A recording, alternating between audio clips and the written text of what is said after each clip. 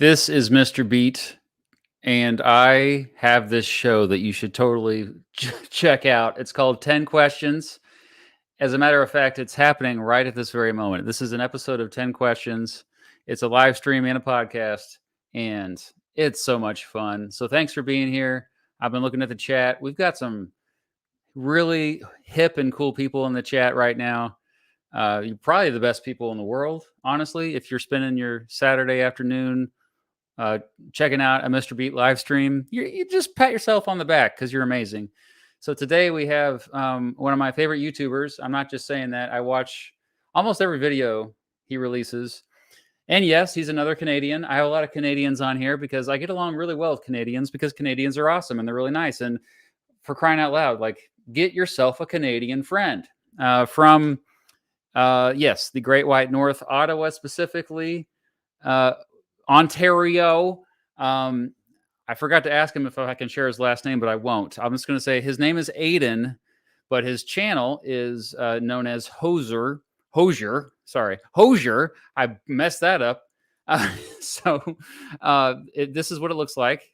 There we go. Yeah. Anyway, and welcome. Here he is.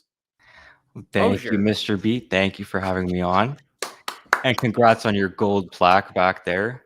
I think that's the first stream is there. Yes, there it is. Thank you. I just put that up recently. Thank you. But this is not about me. This is about you. You're seriously, like, you're on the up and up. For the folks that don't know, you're a youngin'. You started your channel when you were 18 years old. What, you're like 21 now, right? I'm 21, yeah. So like in 3 years, you've skyrocketed to like 675,000 subscribers. And yeah, it's getting up there. Hundreds of millions of views at this point. And it's because you basically make really engaging videos about geopolitics, what you call geoeconomics, international relations, just general geography, straight up economics, whatever you want to call it. Yeah. So, but when people ask you what you do regarding YouTube, what do you tell them? I would say it's just an economics channel. Oh. So first of all, if they're young, I'd probably show it to them and ask if they've seen Hosier. And more recently, I've actually gotten people that say, yeah, I love Hosier, which is nice. It feels nice to hear that. But I'd say it's mostly an economics channel with a heavy focus on geography. Right. So just economic geography videos. Yeah, economic geography is a good way to. I do like that. It's a very unique genre too. And you're studying economics. You're still at university, right? Man, I do have 1 year left of my undergraduate program. So yeah. If anyone wants to know, I'm still there. Can we say the name of the university, or is that too much? It's one of the 2 universities in Ottawa. So look for them around Ottawa. It's not that big of a city. Shoot, it's not. Yeah. Oh, well, that's another weird thing that this isn't one of my 10 questions. So I'll just go ahead and it's a good introductory thing, but you don't put your face on camera typily. I've seen you. No. Yeah. So are you fairly private about your YouTube life? You know? No, it's just something I don't think many people would like to see me talking on a face cam on a video, even though it would probably be way easier to make one. Why do you say that? I think people like the cartoons, and I like the cartoons too. I do like, one of the things I love the most about what you do with your videos is your little pictures of animals, but with the flag of the country, whatever country you're talking about. Yeah. Very distinct style. Yeah, I made that because I originally did that ball style. You know that. Yeah. Go flag balls. Because people are not original, so everyone's still. Yeah, that's what I mean. No, you're original. I wasn't starting out. I was starting out. I wasn't original back then, and I saw this other channel called Politics with Paint. Shout out him if he's in the chat. Yeah. I saw him. He had like 40,000 subscribers for only 10 videos. So I just did the math in my head, and I was like, I could get 4,000 subscribers per video if I just do this style. And I made like 30 videos in that style, and I only got 3,000 subscribers.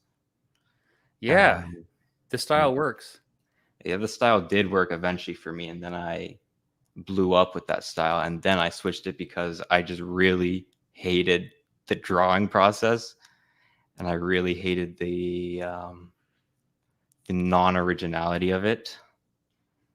Yeah. I just wanted something easy and fast, mass produce videos. How did you draw them? What software did you use? I use Photoshop with Okay. mouse. People don't realize I use PowerPoint heavily in my videos, and Oh. that kind of contributes to my style also, though. It kind of helps like give it more teacher vibes. Well, it is. Your videos are teacher vibes. Yeah. I mean, it's who I am, I guess. Well, yeah, with you though, like I got to give you credit though because I'm calling it right now. Your channel is going to surpass mine and many other educational edutainment video or channels because it's you do a great job with you know, the thumbnails, the titles, the basics, you know, getting them to click on it. Your thumbnails are always way better than mine. But then once people click on it, you just jump right into the story. Like there's no like, you know, Something introduction. you have Like to you're just do. yeah, you go and then you're going until the very end. And so you pack it and they're shorter videos, like rarely over 20 minutes, right? Yeah, they've trended longwards over time, but I'm trying to get it back down below. That happens. Yes, that happens a lot. But yeah, like I mean, you pack pack a lot, and you have a lot of memes and internet humor in there. Like also just specifically, like you keep me into the Gen Z. Like although, yeah, you're Gen Z. That's right. You're Mm. an older Gen Z. No, you're younger. You're medium, I'm kind of younger, like middle Gen Z. middle Gen Z. 'Cause Yeah, there's some that are below. It's like 2000. I don't know when it cuts off. 2012. 2012. So I was Yeah, born in ish. 2002. Yeah. That's like middle. But Yeah, it's well, like, okay, so I'm making a video about generations right now. I've been thinking about this way too much. But anyway, like most of my students were Gen Z though. And so I feel Mhm. like I'm watching one of my students' projects, but it's just really good. Like so it's inspiring. Yeah. I'm not just trying to like you know, pander to you, be nice or whatever. I'm telling you the truth. This is how I really feel. I love your channel. Oh, thank you. That's one of my philosophies for making a video is that, people don't click on the video. People click on the video for a specific reason, and that you should give it to them right away, like the answer right away, and then it should be till the very end. Or often I'll introduce a new question or new topics in the middle of them and then try to answer them right away. And I Yeah. feel that's how YouTube's trending just in general. These long form videos split up into short segments. Hmm. And I'm trying to bring that to this genre. And you do learn a lot from your videos. I mean, that's the thing. You've got to trick people into learning, and you've already seemed to master that. So props, yeah. But for those of you who are wondering the format, if you've never seen this before or listened to this, it's 10 questions. It's called 10 questions because we both have come up with 10 questions for each other. And this is the first time of us like meeting in a video chat. We've Mhm. chatted on in DMs, whatever, but not this. So this is cool because we're getting to know each other a lot better. We've collaborated once on a video. Yes, we made one video together. I sent each Dominican. other Yeah, your the video did way better than mine, of course, because you just like I'm telling you, man. Dominican Republic and Haiti. But yeah, check both of those out. But anyway, yeah. So we both come up with 10 questions. They're all open-ended questions, and they're meant to lead to just a better conversation, get to know each other, but also like hopefully be entertaining. Um, and so I'll start it off. But if you have a question in the chat, if you want to, we'll try to catch those here and there. But usually we prioritize super chats, just so you know, because you know we've got to make sure we get through all this in a reasonable amount of time. So can't be going on one of these 8-hour streams. oh Oh, yeah, I've done that. oh, I you called was every senator, right? yeah, that was one of them. Yeah, that was it. I called every senator in the country. That'd be It took exhausting. actually it took 16 hours. It was 2 days. Yeah, it was very exhausting. But yeah, the first question. All right. So I have a little tracker there so we can say, All yeah. right, first question. All right. Yeah, this works. So you started your channel, like I said, at 18, and you study economics at university. That's what your degree is going to be in, right? Mm-hmm. Okay. Yeah. So my question is, um, you got a year left. What are you going to do after that? I mean, you are now. I looked at your stats, and it looks like you could make a living out of this already. So, are you thinking about going that route, or are you still looking for like a more traditional career? Oh, Mr. Beat. What I've been mulling over for the past year. Ooh, sorry. No, it's okay. I have to think about this. Yeah, take your time. I don't know. Right now, I might apply for a job that just as like a 1-year position at a specific institution, the Canadian government. Um, that's related to economics. I could work for that, but I don't know. I know government jobs in Ottawa. Everybody talks trash about them, as if they're the most Really? boring things on planet Earth. Yeah, but good benefits, You right? do. I don't know if I want to stay in Ottawa for the next year. Like, it is a very I don't know how to describe the city. It's built by and made for the managerial class in Ottawa. So I don't know. I'm thinking of maybe I could live a year in Vancouver, and if I live a year in Vancouver, I would just do YouTube. Yeah. Well, JJ's got a nice little JJ McCullough has got like a nice little community he's trying to build out there. We were talking. He's like they have three of them have that little space where they record and collaborate. Did you visit there when you were out there? I did. I worked there some days actually. Oh, awesome! Yeah, so How just on was a little that? table. Uh, it was just everybody's focused in there. Yeah, Very, a lot of very motivated people in there, just working hard. yeah. Kind of maybe that could be intimidating, but also inspiring. I don't know. Yeah. I've got my own little setup at my house, and so Uh, it's very isolating though. There's no other YouTuber in town where I it live. is isolating if you're working at your home all the time. Like I try Yeah. to work at the library as much as I could Mm. But I because I get mean, do you I mean, are you surprised at how quickly your channel has grown? Because this all happened while you're going to college, right? Mostly. yeah. Well, I had I'm a little I don't want to say I'm a little surprised how slow it's grown, but no, I think it's grown for how much not work I put in, but how much how the videos are doing. Yeah, Um, I had a period last summer where I didn't make many videos, and it really killed the channel for that summer. it happens. So I've had 3 periods of very fast growth, and I'm just in a period of fast growth right now. I'm just seeing how long I could take it until it inevitably slows it down again. It's a roller coaster. It's always a. I had my video last week, my Supreme Court briefs episode that it was about an obscure case from the early 1800s nobody cares about, and it got 23,000 views. I just checked, and then I released a president's video again yesterday, and of course it's already like at 130 some thousand. It's like, well, I guess I'll just only make president videos, I right? guess so. I don't want to contribute to your woes, but I did only see the president's video out of those two. Right. Yeah. I mean, people just don't care about that stuff. You gotta. Well, it's always a balance. I feel. I mean, fortunately, I love presidential history, so it's not like I'm just doing it because like only because it gets views. Like, and I can tell you're really into your content as well. But do you find yourself? Sorry, this is into being more than 10 questions already.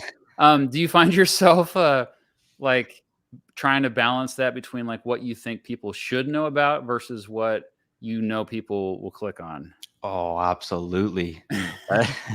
Yeah. I could give you a real example right now is my Iran video. That was a video that Hmm. I really was not into. I was not really that interested in making it. If you asked me to watch the video, I probably even wouldn't watch the whole thing. but I just thought it would do Incredibly. well for the Yeah. sponsor that I had in it. When I looked at the most sort of canonically bad countries in American culture, and you look at which ones are known the most, Iran tops the list out of any list you look at. Is the most known sort of canonically bad country. So I just Right. figured I'm gonna make a video about this. It's gonna do so well, and it ended up not doing as well as others. Still pretty freaking good. 657K views. That's you need to like.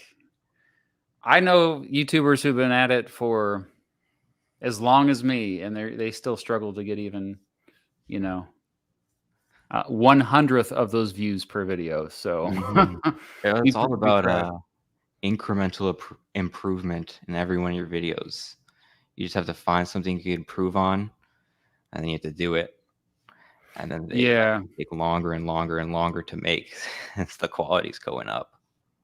Well, I think, yeah, you can drive yourself nuts looking at analytics, but I think, yeah, that's an important point. Like, Mhm. as long as it's something that, like, for me, it's the storytelling that really needs improvement the most because that's ultimately what we are. We're just a bunch of storytellers. And anyway, yeah, that's, I like your stories, but yeah, I'm very analytics focused. I love looking at all the numbers. I love trying oh, to you're like Mr. Beast then. You're just a stereotypical Gen Z or about as a little bit stereotypical. younger than Yeah, that. every single video I watch, I look at how many views they get, and most channels I see, I look at how many what their view to sub ratio is, how that's changed over time. Well, but stay true to yourself though, because like I do get frustrated with all the freaking copycats. You were mentioning Paint Explainer earlier, right? Or Paint? Which one was it?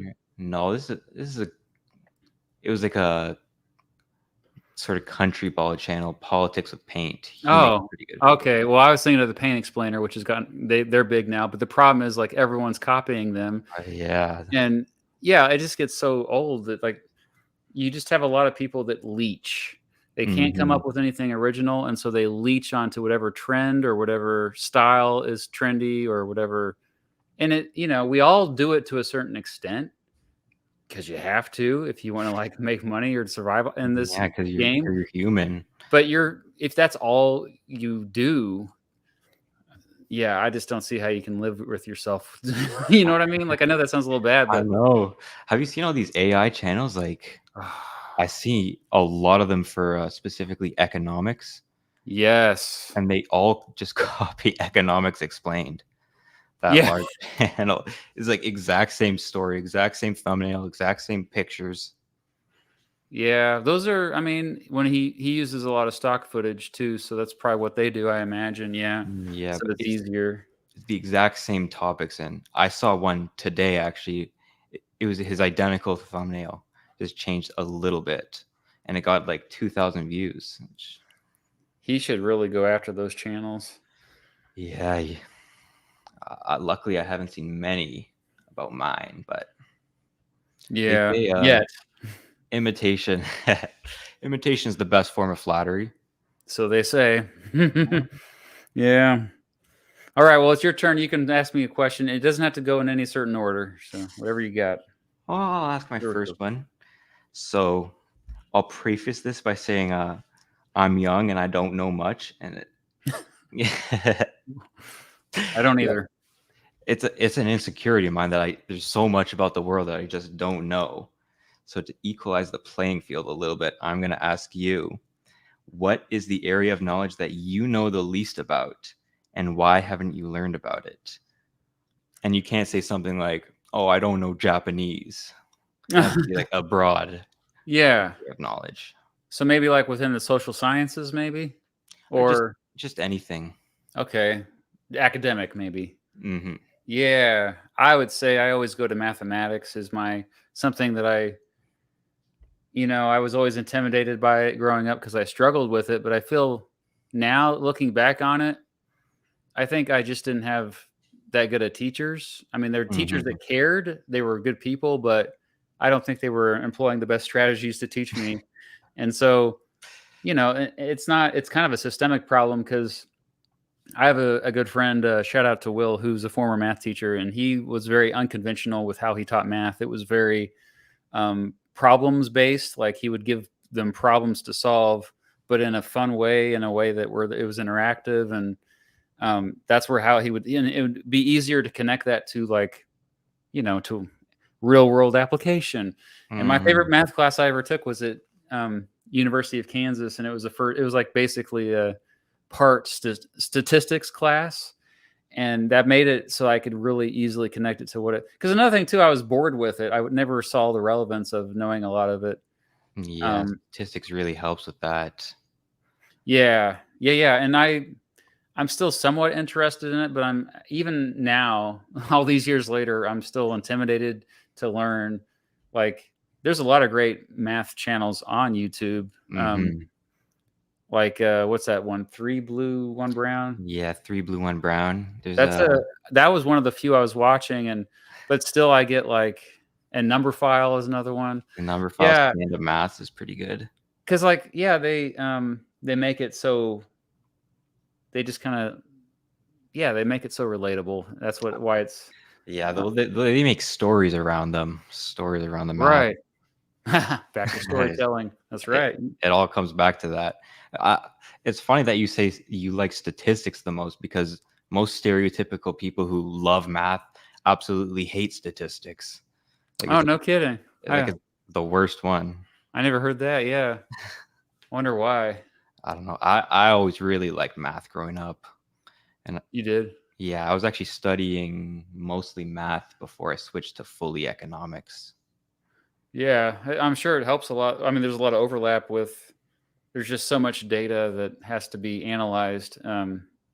That's the thing that I struggled with teaching economics. Like anytime we started to get into the math, I was like, okay, I kind of leaned on some students a little bit that I knew could handle the math part of it. But it's funny too because I finally watched Oppenheimer, and I never realized until watching that movie that J. Robert Oppenheimer was. It was all about theory to him. He wasn't really that actually into the math of it. You Yeah. just assume that all these people are into the math side, but nope. He was in a theory, or was he into the?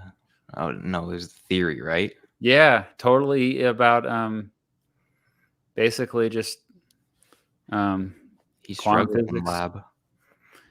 Yeah, I mean like he would just sit around and they would just talk about ideas. And then once they like, okay, we these ideas seem good. Now let's go like get some other people to do the math for us and see if that adds up, or see if Yeah, that if it checks worked. out. And if it didn't check out, then they would tweak some things. But like, that's the thing; you just always assume like it's just one person that's like doing these math problems by themselves to like No, try to come up with theories and these are group projects, group efforts. yeah. Well, but when it's something that's like nuclear energy, where it's something you can't experiment with, it's like right away at least. Yeah, when it's crazy how the math a lot of times will just take the place of actual experimentation. To That's me, like that is like a superpower. It's amazing. it is a real life superpower. It's like how all these astrophysics equations are found out. I don't really know the math behind it. I'm just making it up. Well, yeah, no, like But that's how they found electricity through math. yeah, okay, like the James Webb Telescope that was just sent out whenever it was a year or two ago. We're getting all these new images of the universe that and it's a bunch of stuff that has never really been seen before. But we knew it was there. We already knew it was there, though we never had seen it because of mathematics. Because they just worked out the problem. Like they were able to predict what would be there without actually seeing it. That's That's pretty cool. crazy. Yeah. All right, we'll go ahead and second question. Um, we'll stick it with YouTube related stuff here, the themed anyway. What do you what do you love and what do you hate about the current state of YouTube? Mm. What do I love and what do I hate? I mean, for most of my entertainment, I just watch YouTube videos. I don't really watch TVs much. I'll go Mhm. into movies and music, but YouTube videos have completely replaced TV shows for me. Me too, really. Mostly. Yeah. I, I I do really like the diversity, but something about that I really don't like is that there's just so many, so many people making things. It's almost a little overwhelming. But I really don't like shorts that much, even though I find myself watching more and more of them. Interesting. I deleted TikTok in January this year just because it's too addictive. Yeah. But shorts is just the exact same thing, and I just find myself watching them. It's the exact same itch it scratches. Like a slot machine. Have you ever gambled before? Been to I a have casino? not, but I want to. It's literally the same thing. It's the same psychology behind it. That's why they have you scroll, because it's the same thing with like pulling a lever Yeah, it or is. You find a nice one. You think to yourself, "Oh, that was a good video," and then you scroll through 5 bad ones. the best is Until yet to come though. I got to keep scrolling. It's good. I'm going to find the jackpot. well, eventually you do find a jackpot. Yeah. I'm not saying there's not funny shorts or TikToks are out there, but there's just there's a lot of junk. There is junk. I call a lot of videos that I watch literally junk food, because it's like, except for your brain, it's like a lot of the political discourse stuff has become junk food now. It's like where you're not learning anything new. It's just Mhm. literally people trying to own another side. I That's why, find like, a lot of debate videos. I used to watch debate videos when I was younger, and I just stopped watching all of those because they don't do anything for me. Yeah, I can't get into that at all. I can't get into any sort of political streamer. It's Yeah, not for me.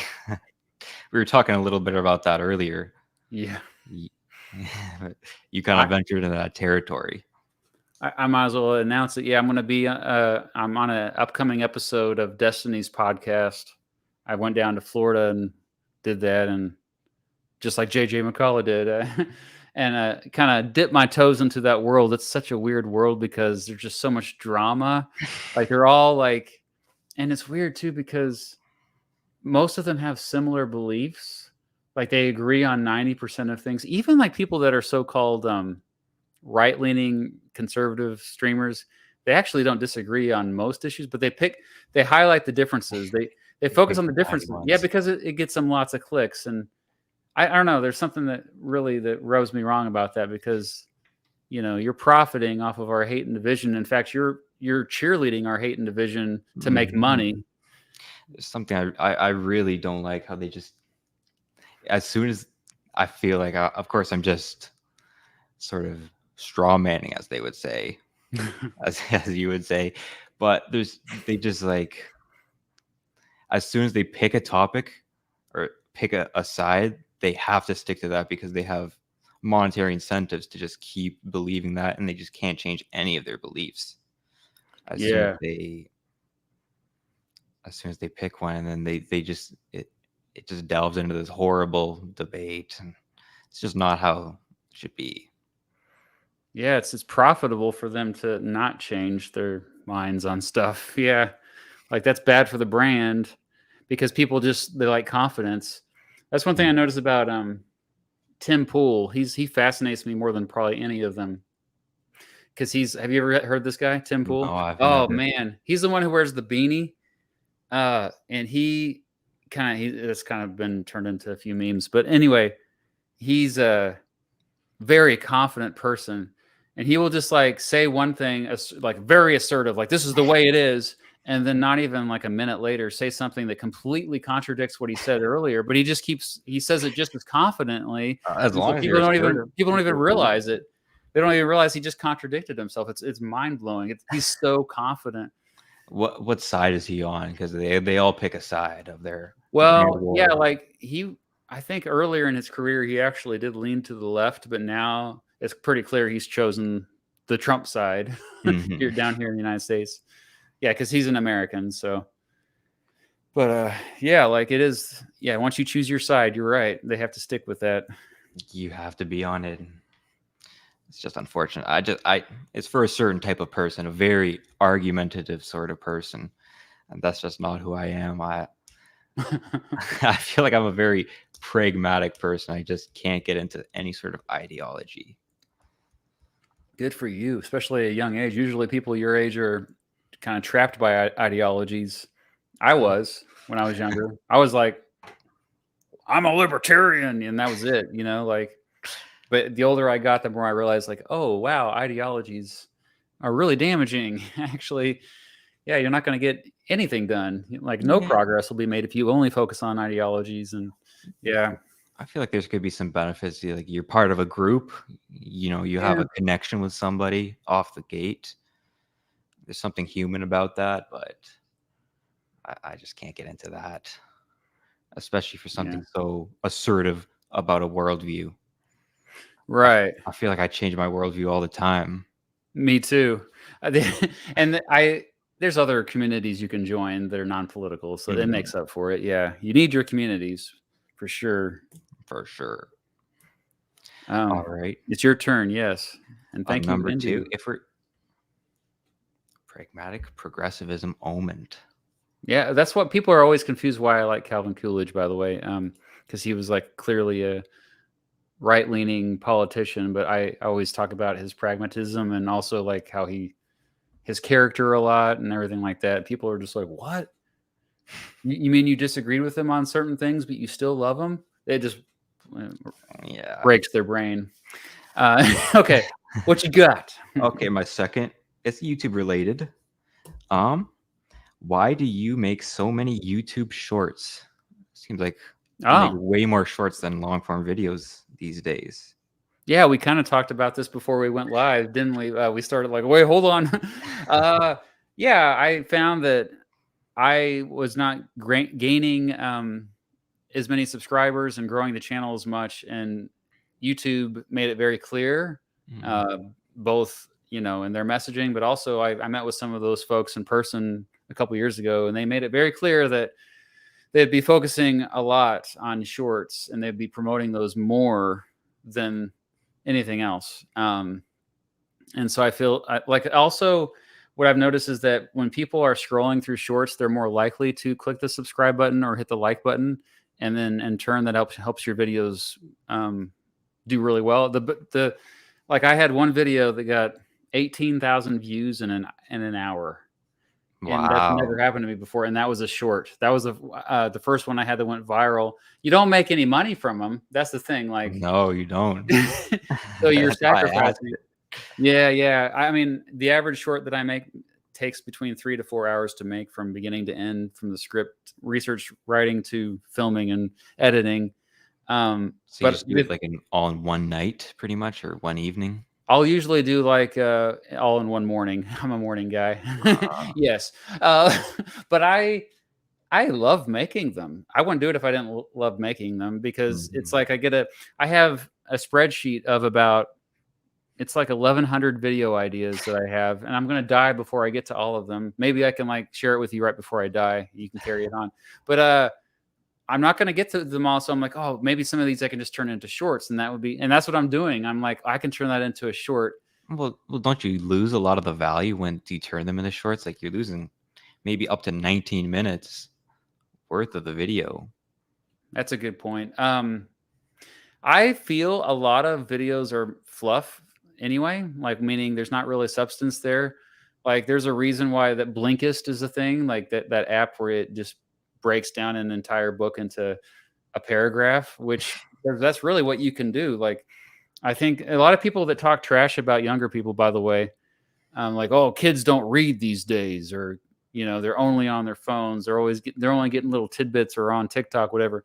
In my view, that's actually a better thing, because we want young people to be generalists. We want them to know a little bit about a lot. We don't want people like, do you think anyone cares that some random dude is like an expert on ancient Rome? No, no one. Oh, But he can maybe specialize and monetize. Like he can specialize that into that as a career, monetize that, write some books, and be a great Roman Empire mm, author, whatever, or historian, teacher, whatever. most of us only specialize in one thing. You and I specialize right now in social studies communication, like how it, and Communication. so when we talk about what we do in our free time, I don't care that we're all getting a little bit of a lot. We don't need to know a lot about a lot. We know a little bit about a lot. It's fine because the more we are exposed to, the better, the more well-rounded we are as human beings. The more Hmm. empathy we'll have because we're more exposed to different types of people and different cultures, yada yada. So, like, yeah, like this is almost something that I'm surprised more people don't bring up. That you like, if they're only they don't read books anymore. Oh, so they didn't read 1,000. They didn't spend a month of their life reading 1,000-page book when that book could easily been summarized within a couple paragraphs. The big ideas from it. You know what I mean? Mm, yeah, yeah. I like books though. I like all the little details, but I get what you But you don't mean. remember the little details, do you? No, I don't. Yeah. I only remember the big ideas. Mhm. That's one of my that's one of my insecurities. What I was saying that I don't know much is like I read a book and then half of it just goes away. That's fine. We don't remember what we did this morning or yesterday. What so to me it's absurd that we would like I mean, we forget it all anyway, so it's better that we're exposed to as much as possible. So that's why as long as we don't get addicted like you were saying about TikTok, holy crap, you've got to really limit yourself. I Well, mean, yeah, you really do. Don't you find if you watch all these shorts, like 100 shorts in a row, you don't know anything that you watched? yeah, your brain's basically mush. It's yeah. Like you can only remember the past three that you That's seen. why you should do it sparingly. I still say moderation is the One short a day. one short a day challenge. That would be a good video idea for. I only watched one short a day for a full year. Here's what I learned. Yeah, you could write down how much you learned, see how much you retain, and then you could compare it to another friend who did it all at once, 365 videos. Oh, interesting. Yeah. That's I Oh, was it'd be a long process for a video, though. gonna say a year to make a video. Maybe H Bomber guy can do that or something. But somebody who only releases one video a year. All right. I think it's my turn then. Yeah. I think so. If you're just joining us, this is Hosier. Subscribe to Hosier. I think I put your link in the description. If not, just search Hosier in the search thingy. Hosier. I'd pronounce it as hoser. You do? Oh, so I did it right the first time. Hoser. Yeah, hoser. It's like Why a do you stylize it the O with a 0? well, I don't anymore, but Oh, that was just because you had to. it was just like a username I used, and it fit because I was Canadian. Oh. And I then I think you're got rid of stuck with it. the 0 just because I thought it was limiting. I thought I could go higher with just the O. Oh yeah. But once you pick that name, though, you're kind of stuck with it. Yeah, it's hard to. Mhm. People have told me, well, your name is so close to Mr. Beast. Why don't you just change the name of your channel? I'm just like, it's not that easy, man. Like, Yeah, it's like years and years of marketing towards Mr. Beat. yeah, you're basically leaving all that momentum that you'd built up for years behind when you leave Mhm. the starting over from scratch almost. Yeah, it's not from scratch, but it's Maybe you could change it to something really similar, like Mr. Beat's history.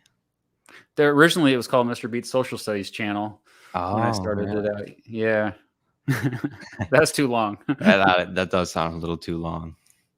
Maybe just Beat. I thought about that actually, but maybe too. Yeah, maybe I'm sure there's already a bunch of channels already called that. I like Mr. Beat. Well, oh, thanks. I'll quote that out of context. I'll turn that into a little sound bite. Okay. All right. My next question for you, Aidan, is what's the most common thing people misunderstand about economics?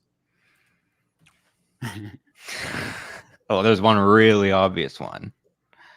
I'm sure you've mentioned it before, but it's not just all money. Oh, yes. It's not just the topic of money. In fact, I rarely talk about money on my channel, and it's an economics channel. Yep.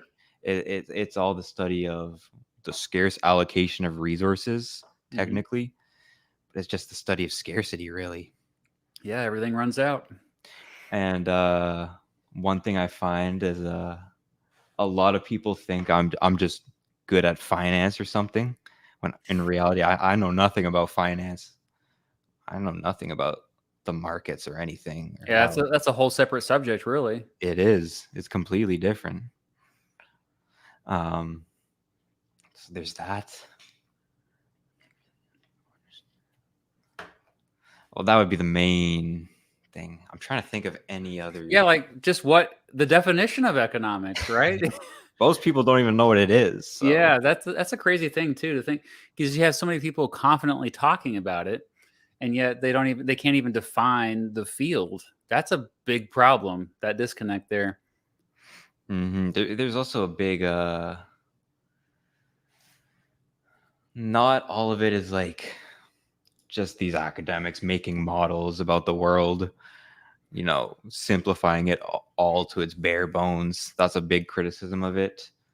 There's a lot of other people just writing about a fact base, and there's a whole field just focused on the data of it, which I really like, and just trying to make conclusions based on that instead of theorizing everything about it, which I really don't like that part about it.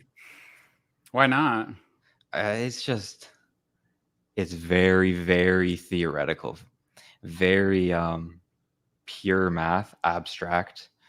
I said I liked math, but it's just when you're talking about the real world, it just abstracts away everything about it. Yeah. So if anyone's taking like a microeconomics class, they know what I'm talking about, like an advanced microeconomics. I don't like microeconomics as much as macro. Yeah. No, macro is a lot more based in real world data, I find, and statistics. Uses Yeah. actual real examples, whereas microeconomics is a lot more theory heavy. Yeah. Hard to wrap your head around that when it's like you don't see real world examples around you. Although microeconomics is important if you are a business, if you're running one, it's very Yeah. important to know about it. True. Yeah. I mean, if I think that's when you go to business school, a lot of those classes you have to take are microeconomics classes, actually. Yeah. A lot of management too. Yeah, I would say just the biggest, just what business is, what economics is, what finance is. That's the biggest misconception. People Right. need to. Business is just the logistics of everything, the management, how things get done. Economics is the choices and the scarcity, and that could relate to almost anything. And then finance is about assets, money, markets. Yeah. All right. Well, I have a follow-up question to that next because it related. So you brought up some of the stuff that was Well, I'll go related. on to my third question. I don't really have a good segue, That's but okay. but since we were talking about TikTok before, I want to ask you if we should ban TikTok. Oh, just in the United States or in general? Yes, well, because we're in two different polities, just in general in the West, maybe, or in North America as a Yeah, species. no, I don't think we should ban it anywhere. No, I think information should be free flowing everywhere. And I'm kind of an absolutist when it comes to free speech. I think you should only limit speech if it truly does prove to harm other people, which actually does happen a lot. Like was very happy that Alex Jones got all his wealth taken away recently, but I mean, it's in the process of happening. He's losing all his assets because of legit harming people. Yeah, Where they were getting death threat. One guy thought he was going to get killed. Imagine, imagine like having your 6-year-old son brutally murdered, and then some crazy guy on the internet says that never happened, and millions of people believe the crazy guy to a point where some of those millions are like harassing you, stalking you, and threatening to kill you. yeah, that's That terrible. so that's been very satisfying to see Alex Jones getting in trouble. But yeah, generally though, like I always say, freedom of speech is one of the most precious things we have. I know down here in the United States we value it a little bit more than up in Canada. A But tad more. We're almost the same, but it's just yeah, a almost. little difference. Yeah, the differences are overstated for sure. I would say, because yeah, I mean, yeah, come on, like we know that a lot of progress has come because we've, I mean, even China isn't as bad as it used to be. They still limit most of their speech. Yeah, YouTube is banned there, but I would say that they kind of they turn the other way more than they used to because they realize like if there's a little bit of static kind of and friction in the discourse, it leads to progress inevitably. And yeah, so it's always a spectrum. Just banning anything makes it more valuable. So banning free speech Often. at all, it makes it, people are gonna find a way to find their voice out, and spread it to others.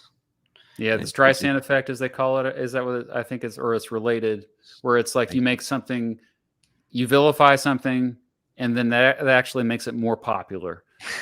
Yeah, because you make it taboo. Yeah. But I can imagine that, you're curbing it. It just makes it. It's like with alcohol and prohibition. It just got more popular after banning it. Yeah, and now it's funny because now that marijuana is legalized, a lot of the younger people are kind of like, meh, marijuana, whatever.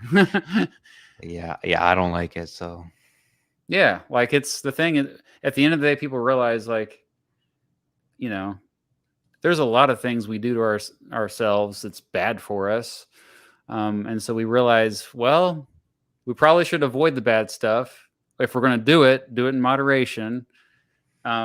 The weird thing about alcohol in particular, and tobacco for so long, but not anymore, but still alcohol really, is that it was just so socially acceptable. It's so pervasive that you couldn't escape it. Where almost to a point where, if you didn't drink alcohol, you were actually marginalized. You're in the out group and pressured. It's so weird, right? Like, and that's like it's so bad for you. Alcohol is so bad for you. It is pretty bad. Yeah, it's like it's not really with vaping. I'd say people who vape are kind of shunned mostly, but it's kind of coming back. And then there's Zyn pouches. Oh yeah, I heard about those. Yeah. I've never seen those, but everyone cool is doing something called carfentanil. What the heck is that? I'm just kidding. It's like the new fentanyl. Oh, well, I always say too, like, okay, scrolling on TikTok all day, that's another addiction that's harming you. Like any addiction, basically, you're taking yourself away from the people who love you. You need to be there and your loved ones' lives, your friends and family, and this addiction is taking you away from them. So that's the way I view it. Like it's like a selfish thing you do, but people who are suffering from addiction, it's a real affliction. It's an illness that needs treatment. And I think that we should stop stigmatizing it and making these people feel bad, because most of us are addicted to something. Fortunately for me, it's mostly just caffeine that I'm addicted to. I was just about to say, caffeine. High functioning. Yeah. Do you drink coffee? I do, but not that often.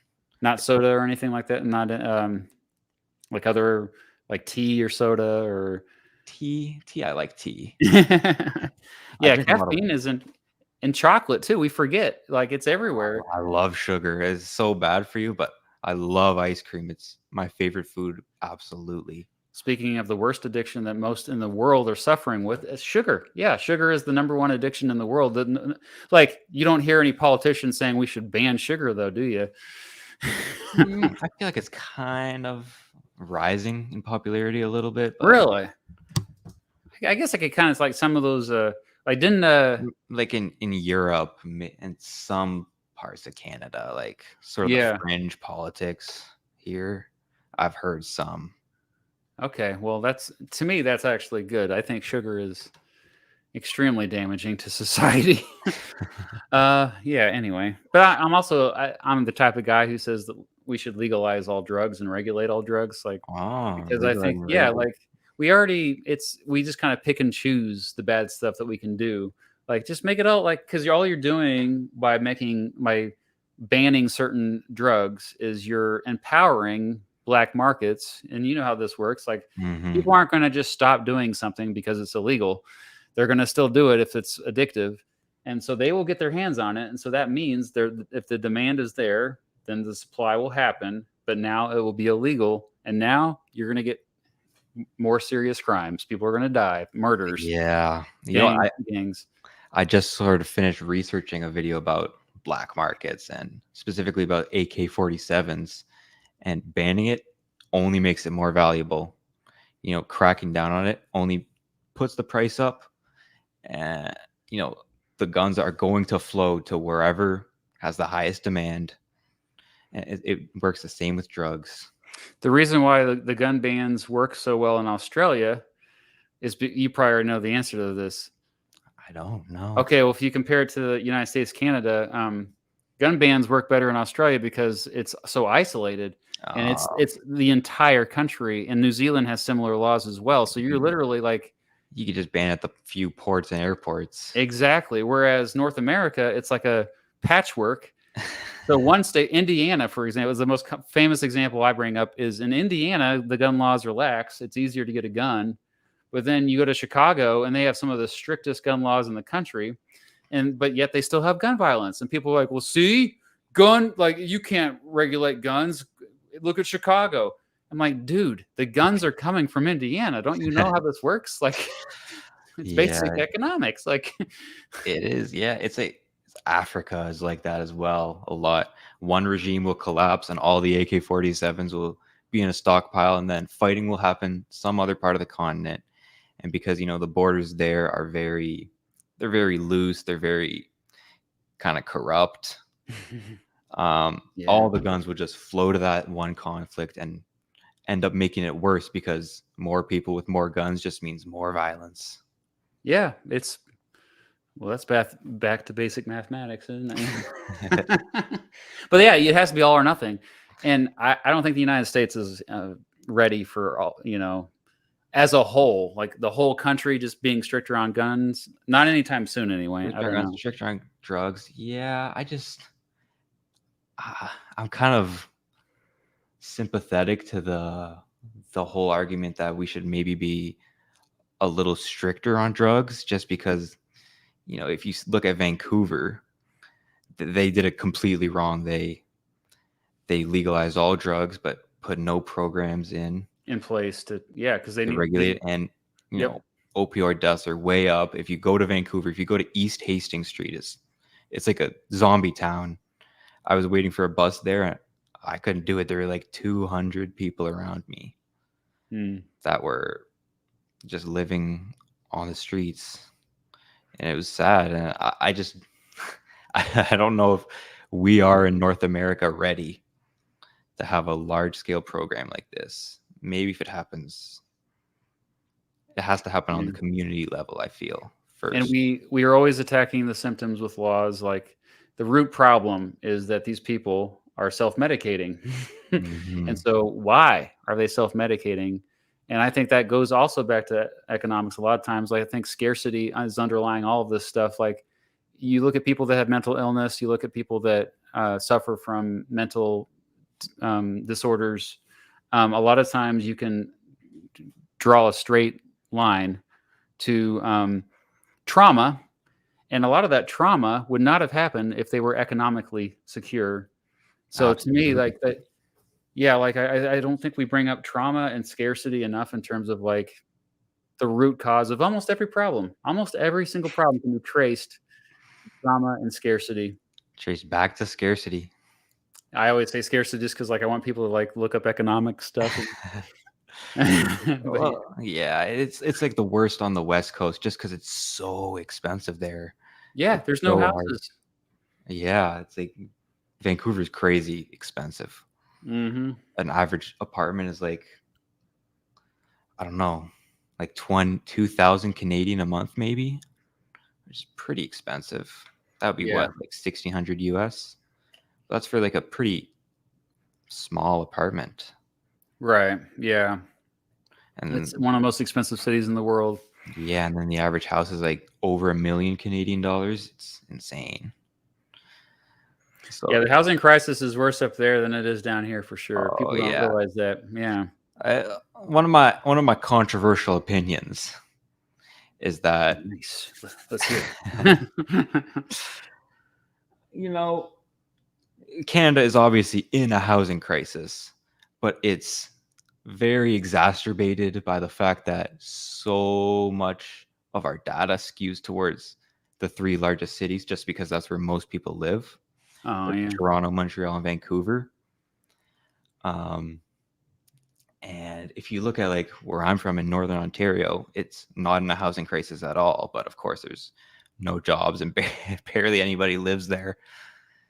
I get that most opportunities are in Toronto, Montreal, Vancouver, Ottawa, um, and that most people live there. But when you're looking at the national statistics, you do have to consider that there are other options to live, sort of in the outskirts, and it's just very skewed by these three largest cities in a way that the data in America is not. And I think that does play a major role for why, when you look at national statistics, Canada's housing is so much higher than America's. I Oh, think if you look at rural Canada, rural America, it would be relatively the same. Urban Canada, urban America, relatively the same. But of course, interesting. I don't have any data to back that up right now, but that's my gut Hypothesis. feeling. Yeah. I yeah, a lot of towns here in Kansas are dying. Like they don't have um like because there's no jobs there. Yeah, like and the Mhm. farming a lot of the farms are now parts of corporations, and so like you don't have like the traditional farmers like you used to, and so there's not there's no kids that go to these schools anymore. A lot of the schools are shut down, and yeah, it's unless you're near a big city, your small town will probably not make it much longer.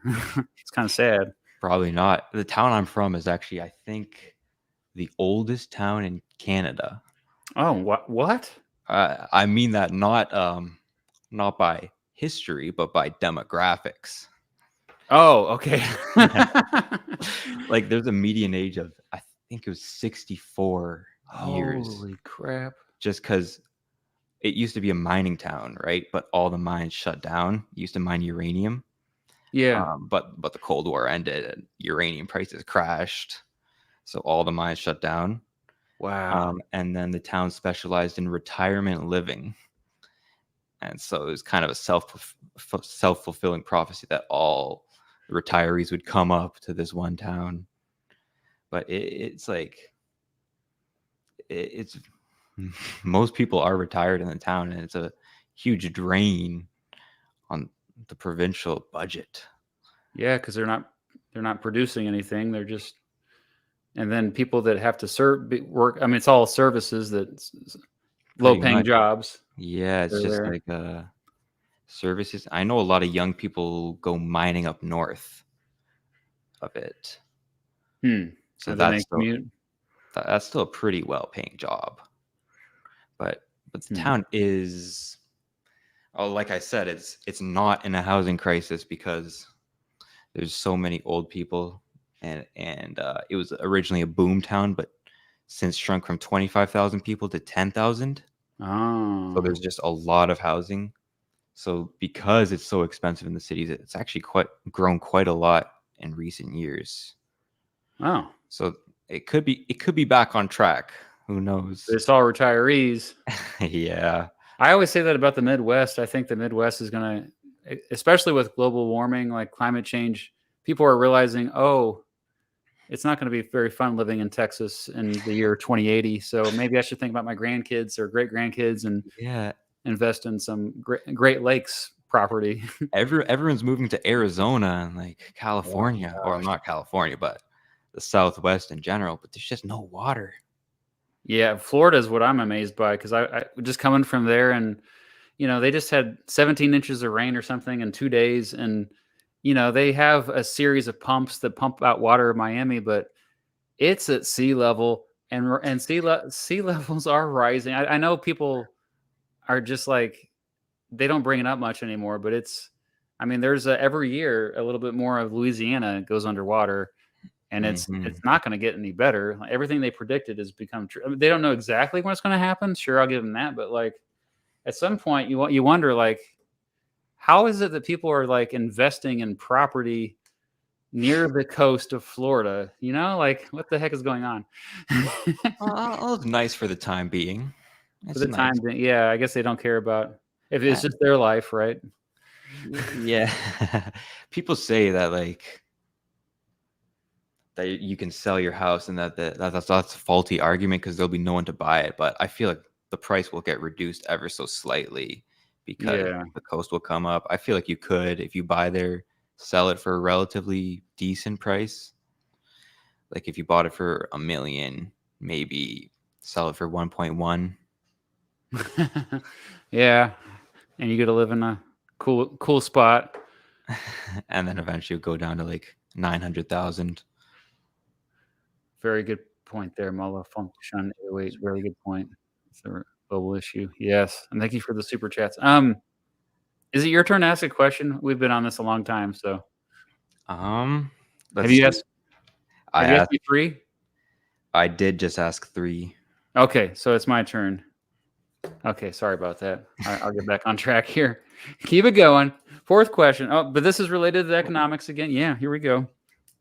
So, what are the best economic indicators to measure prosperity and why? Prosperity? My, I know what your answer is. Well, I think I tweeted it the other day. You did. And I have an argument against it. I hope so. I would still say GDP per capita is the best. Oh, that I hurt. know. I know. Well, Why though? it's just it's very simple to understand. Well, Okay. it's like how much money everyone makes on average. It tracks very well with standards of living in a way that some others might not.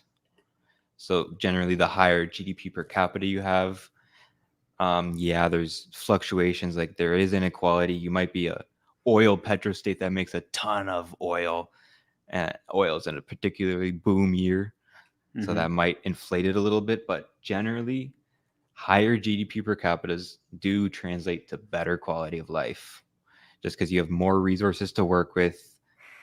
People are making more things for less time. And that's how economies grow. It's just making more for less and less resources. And I know what you're gonna say. It's the Gini coefficient, right? Well, but what about even like median household income? That's way better than GDP per capita, no? Yeah, that's pretty. That's a related statistic there. Yeah, because GDP per capita, my biggest criticism of it is it weighs too heavily on the super wealthy, and it Hmm. skews the data. Because you have someone like Bill Gates or Jeff Bezos that has like, and also a lot of the people at the top of the wealth, they're not doing anything productive with their wealth. They're just Hmm. hoarding it. They're hoarding assets, and I feel like the ones that pay more closer attention to for a health of an economy are the millionaires who are actively reinvesting still. Because I Yeah, noticed like you reach a certain point of wealth, like even Warren Buffett, who famously is like always just reinvesting his wealth, but you can't do anything they with it. there's a certain point where they're just kind of holding on to a bunch of assets and not doing anything with it, and they're not helping society in any way. Like they always call these people job creators, but I feel like there's a certain point where they're not really, creating jobs. And I think you should.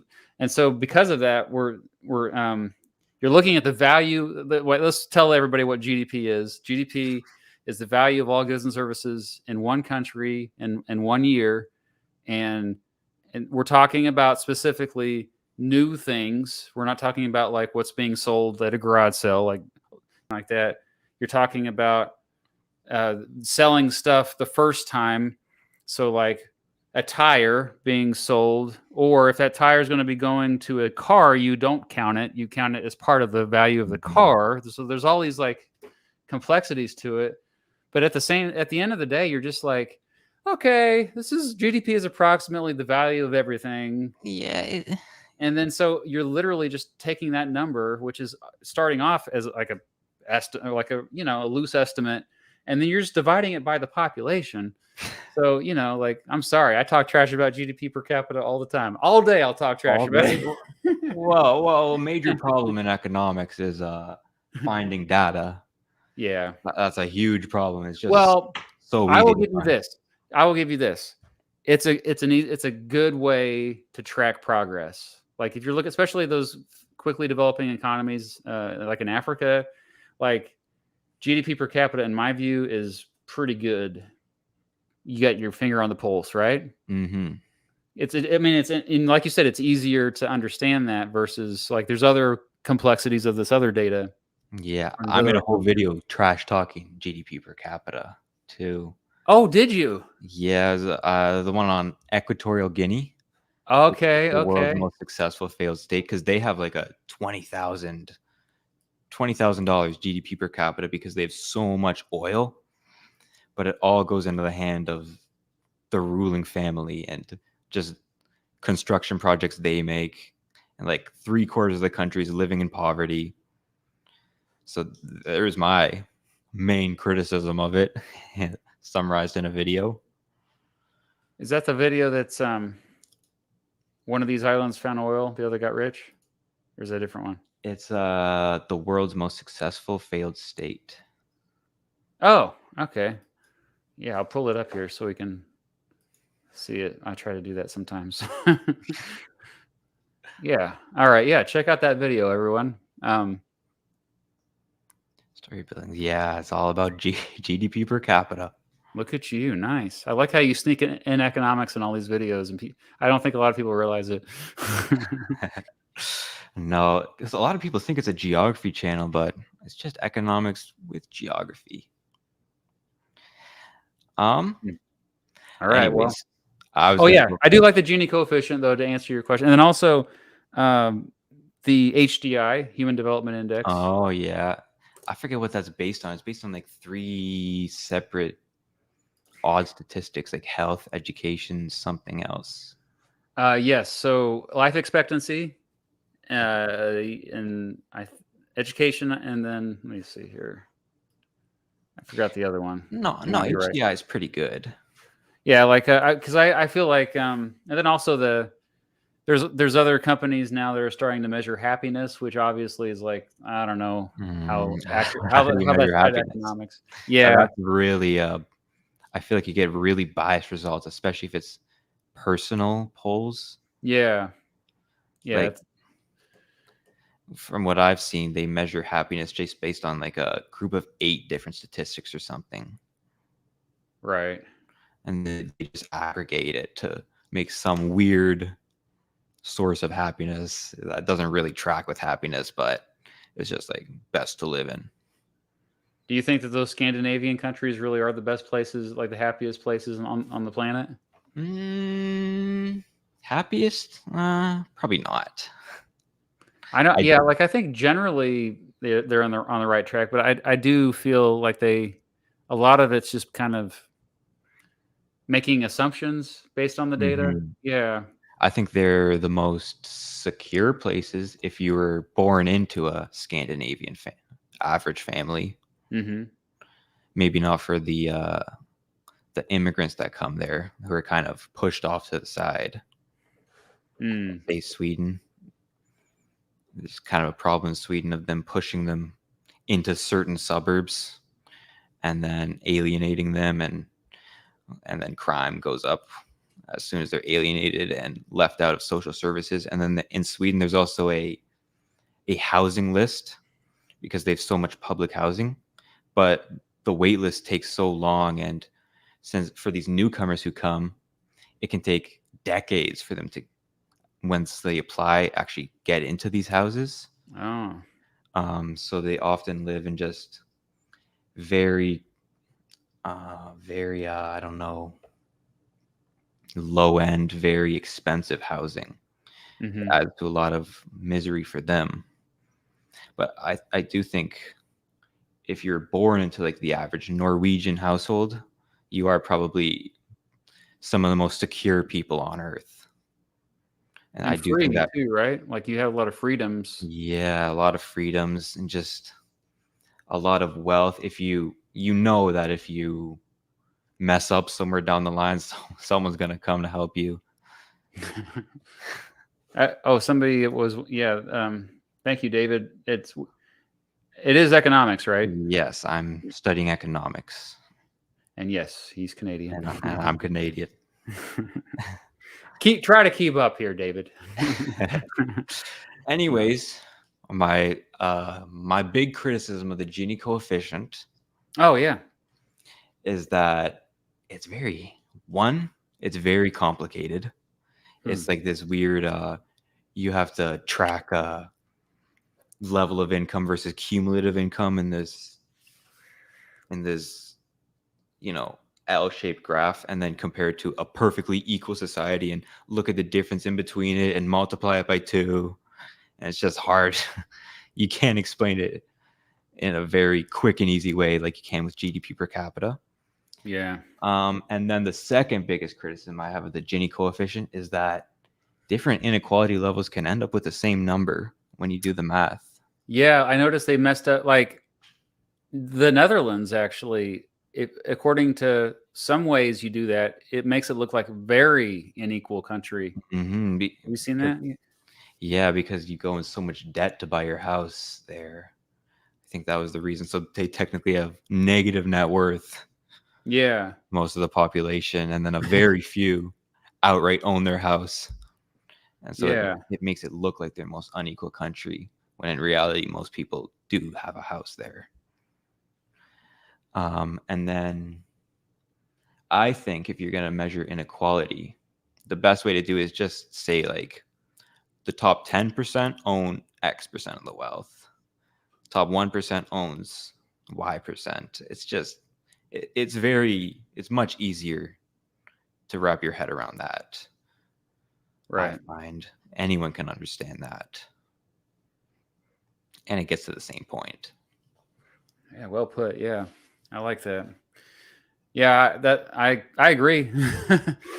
So yeah, that's why I always kind of hold back a little bit. Gini coefficient is like, sure, it's got issues, and but I think at least it gets people thinking about wealth inequality, and I do bring it up a lot. But something I always try to stress is that wealth inequality has always existed, and to expect it to go away is ridiculous. It's Mm-hmm. like you can't do that, It's like, and like that's just not how human beings work. And no. so what you do though is because like you try to make it so it doesn't get out of control, because actually it ends up hurting the wealthy just as much as it screws over everyone else. That's why I keep trying to tell people, like, there's a certain point where you have to have so many consumers, and if you don't have consumers, then actually you're the one who's just sitting on the wealth. That's not going to last forever, and you're also going to have a more chaotic society, because you're going to have people, and we're already kind of starting to see this around the world. Like those of us who study history, we see like, oh, okay, here we go again. This is just like the 1920s. We're turning back to authoritarian leaders because less and less people feel financial or economically secure, and so they're becoming more extreme, and they're turning to demagogues. Absolutely. There's two things we can never have. I, I don't know if people are ready for this. You'll never have perfect equality. You'll never have perfect meritocracy. You're always going to exist somewhere in the middle. So even those who say like, "Oh, he just put in the work," Yeah, put in the no, work and have rich parents. Yeah. it's just No, that's well put. The other thing I will say, and I brought this up on the podcast that I was on last week. A lot of people are okay sacrificing political freedoms as long as they have economic freedoms, because those are the two main freedoms that a lot of people focus on. you're more willing to sacrifice that political freedom if it knows that you can, if you know you can feed your family and survive. Mm-hmm. So yeah, sure, we might have to have an authoritarian leader, whatever, as long as I can still make money. As long as I'm secure, as long as I join their military and Yeah, no, I mean it's like add to the problem. I mean that's what matters the most. It really is. Like you can throw everything out the window if you don't have that first. You got to start there, and then okay, now we start talking about specific reforms and everything else. Um, that's why I'm actually.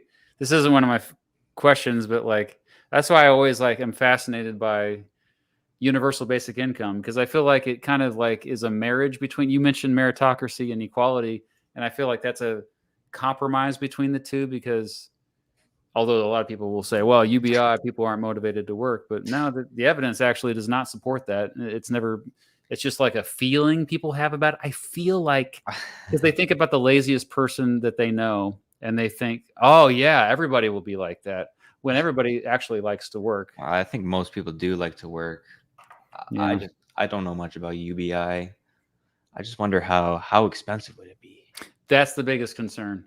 Absolutely. The how well, and then inflation concerns, like Mm-hmm. because prices will go up of for certain things with more money out there. But like, Mm-hmm. how bad will it be? Will it be like on necessities as much as it is on other Will things? it be on like housing? I feel like housing would maybe spike with that, but I don't know much about it. I haven't read much.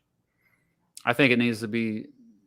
There are certain towns across North America that have experimented with it, and I think that needs to be. They need to continue to do that. Yeah, Like build up more real world examples. yeah, it's like Alaska's oil fund.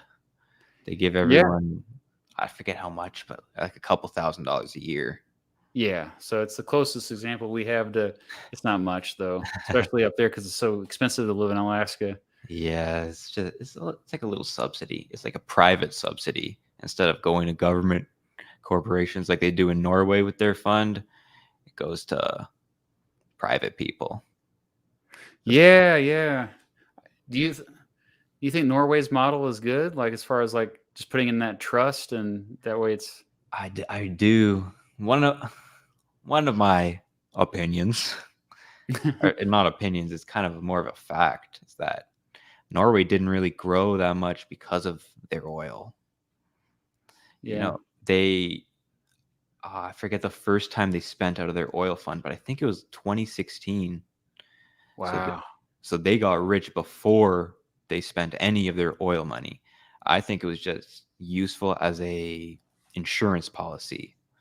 Ah. If you have that insurance, if you have that security and that trust, you'll be more willing to invest in the country and trust others, and that's what economic growth is.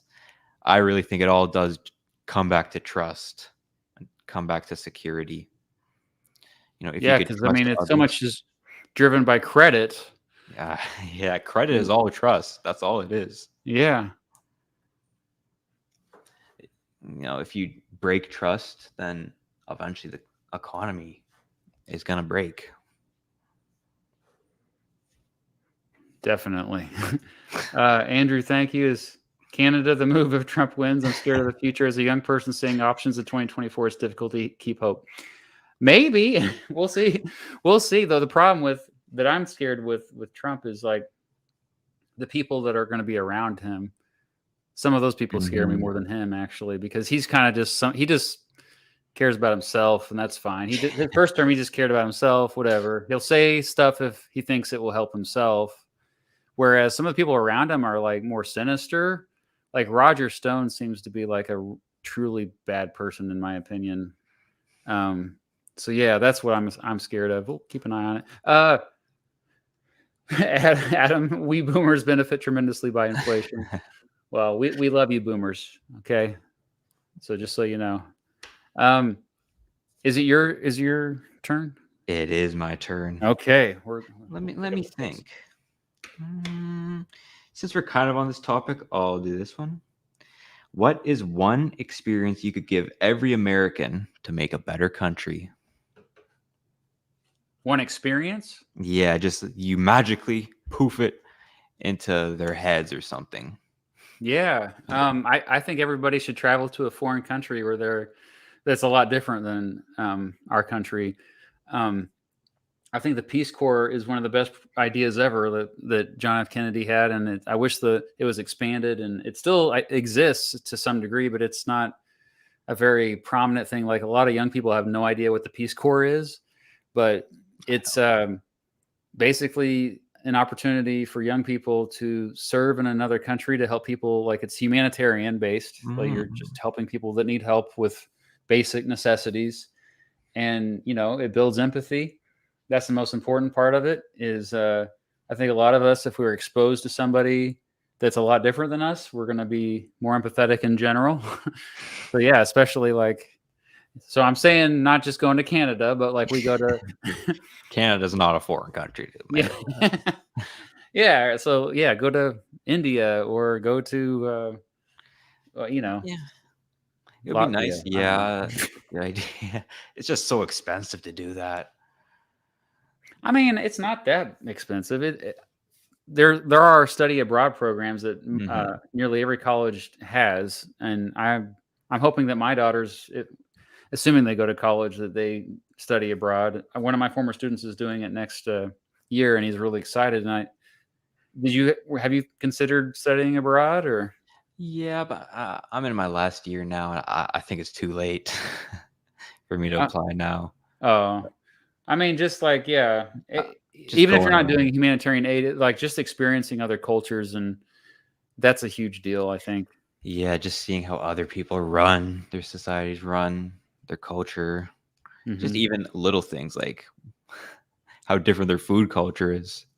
Oh yeah, because well, then also, I think generally the biggest difference when we talk about the world in terms of cultural values, I think a lot of times we focus too much on the differences. Most human beings have the same values, I would say, but there is a distinction between I noticed between what we call Western countries and Eastern countries, and that's the whole individualism versus collectivism.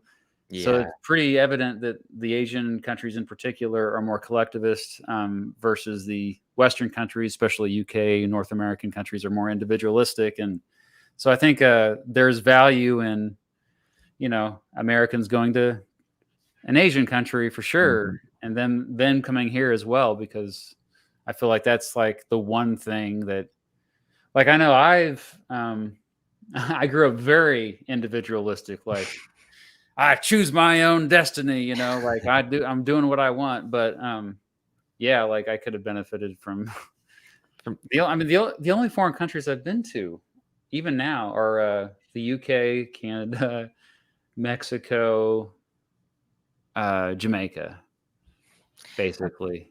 Yeah, that's it. pretty good. No, I mean, like I'm in my 40s and I need to go to more countries. Take I a mean, year off. you're right. It's expensive. That's the main reason why I haven't traveled more. But it's good for everyone to do that, to get out of their Mm. comfort zone, especially. Not everyone has to go to like every single continent, every single country. Just see what's around. Yeah, I think that's a pretty good idea. Central America, South America trips are usually a lot cheaper. That might be a good alternative for people instead of having to go to all the way to Japan or something. Uh-huh. And don't go to like a war-torn country, but You heard it here first. Good advice. don't have. Well, All right. We'll keep it moving mm, along here. Looks like we're at an hour and a half almost. We're approaching an hour and a half, so I'll pick it up a little bit. number what is this? 5 or 4? Yeah, it's 5. 5. Let's go with Oh, it's your um turn. Yeah. okay, so you just released that big video about Antarctica. This got me kind of fascinated with the so it did pretty well too, but yeah, so about all that oil that's underneath Antarctica, right? Yeah. $50 trillion was just found under $50 Antarctica. trillion. What a way to get. What? Yeah, you know how to get them to click, I swear. Okay. But no, I made an Antarctica video as well, and I joked around about starting my own country there because technically you could start your own country, as you probably already know, in Marie Birdland. Um, so will you start a country with me in Antarctica? And if so, what shall we name our country? Of course I would. You know, I'll leave behind everything to go to that wasteland. What should we name it? Yeah, other than Marie Birdland, because Marie now Bird. technically the treaty that they we'd be breaking that treaty still, but really they're not going to enforce it. No, they wouldn't. They'd sanction us, but that's it. Yeah. We should name it Iceland too. That way we could get tourism dollars. You know, if they mess up on the booking the plane ticket, name the capital city Reykjavik.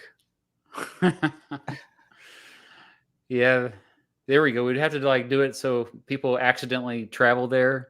They think they're going somewhere else. Yeah. Like what they did with Greenland back in the day. What would you name our country? Well, actually, that what you mentioned Greenland. I was thinking along those lines, like name it like a tropical name.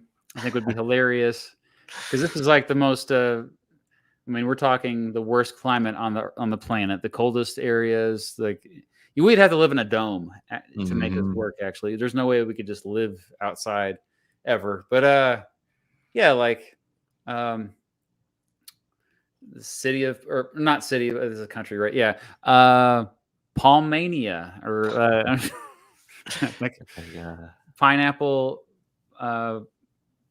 Pineapple Express. Yeah, there we go. The Tropicalia. Oh, I like that. Tropicalia. I've never heard of Mary Birdland. Wait.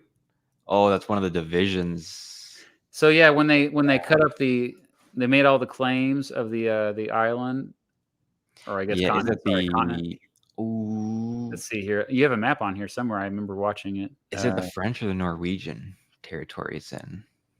I thought it was like well, there was just like about. This was during the 50s when there were all these different countries that had already made claims. Marie Birdland was the only area that was not actually claimed by a country. Is that chunk? Yes. Yeah. We could start it. All right, let's do it. I think there's some scientific basis there, though. That's the problem. Yeah. It's big enough. We can just kind of. We'll just let them. Kind of like the uncontacted peoples, the lost tribes who have no contact with civilization, like Brazil. Brazil just kind of lets them, like, okay, whatever. They just let them do their thing. If we get everyone watching, we could take it. I mean, yeah, like it would be kind of crazy to. They got people that want to move to Mars. Remember all the people that signed voluntarily? They're like, yeah, I'll move to Mars. Well, we'll see when it actually comes to action. We'll get on that ship. They say that now, but who will really go? True. Yeah. All right, it is 5. Yes. This is an important question. What is your most controversial flag opinion? Oh. Well, I mean, I know here in the United States, like as far as the state flags, I'm a big fan of the Maryland flag. To a point where I see, but a lot of people were talking trash about it. So really, so maybe not. Maybe that's not the most controversial. And you like the Wales flag, right? Wales. Yeah, with the sheep, not with the sheep, with the dragon. Yeah, the dragon. Yeah, So I mean, I think my opinions of flags, like, apparently are. I've been told that a lot of people like the flag of Wales. And I'll put that up on the screen here so we can see it. Yeah, there it is. But so I guess I'm too boring with my tastes. A lot of people like it or don't like it. I think a lot of people like this flag. Yeah, I think so. It's cool. It has a dragon on it. I A lot of people have been talking trash about the Minnesota flag. People in the chat here saying they don't like it. I don't like the new Minnesota flag either. I think it's fine. So maybe that's my worst flag Um, take. Let's do the Maybe let's pull that up here. it's so boring. They had one that was like a actual good redesign, and then they got rid of like half the colors. Yeah, oh yeah, you're right. They went more minimal with it, right? What the Yeah, heck is it? it's just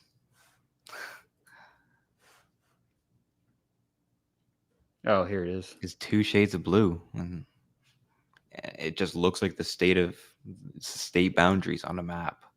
It's just very lackluster to me.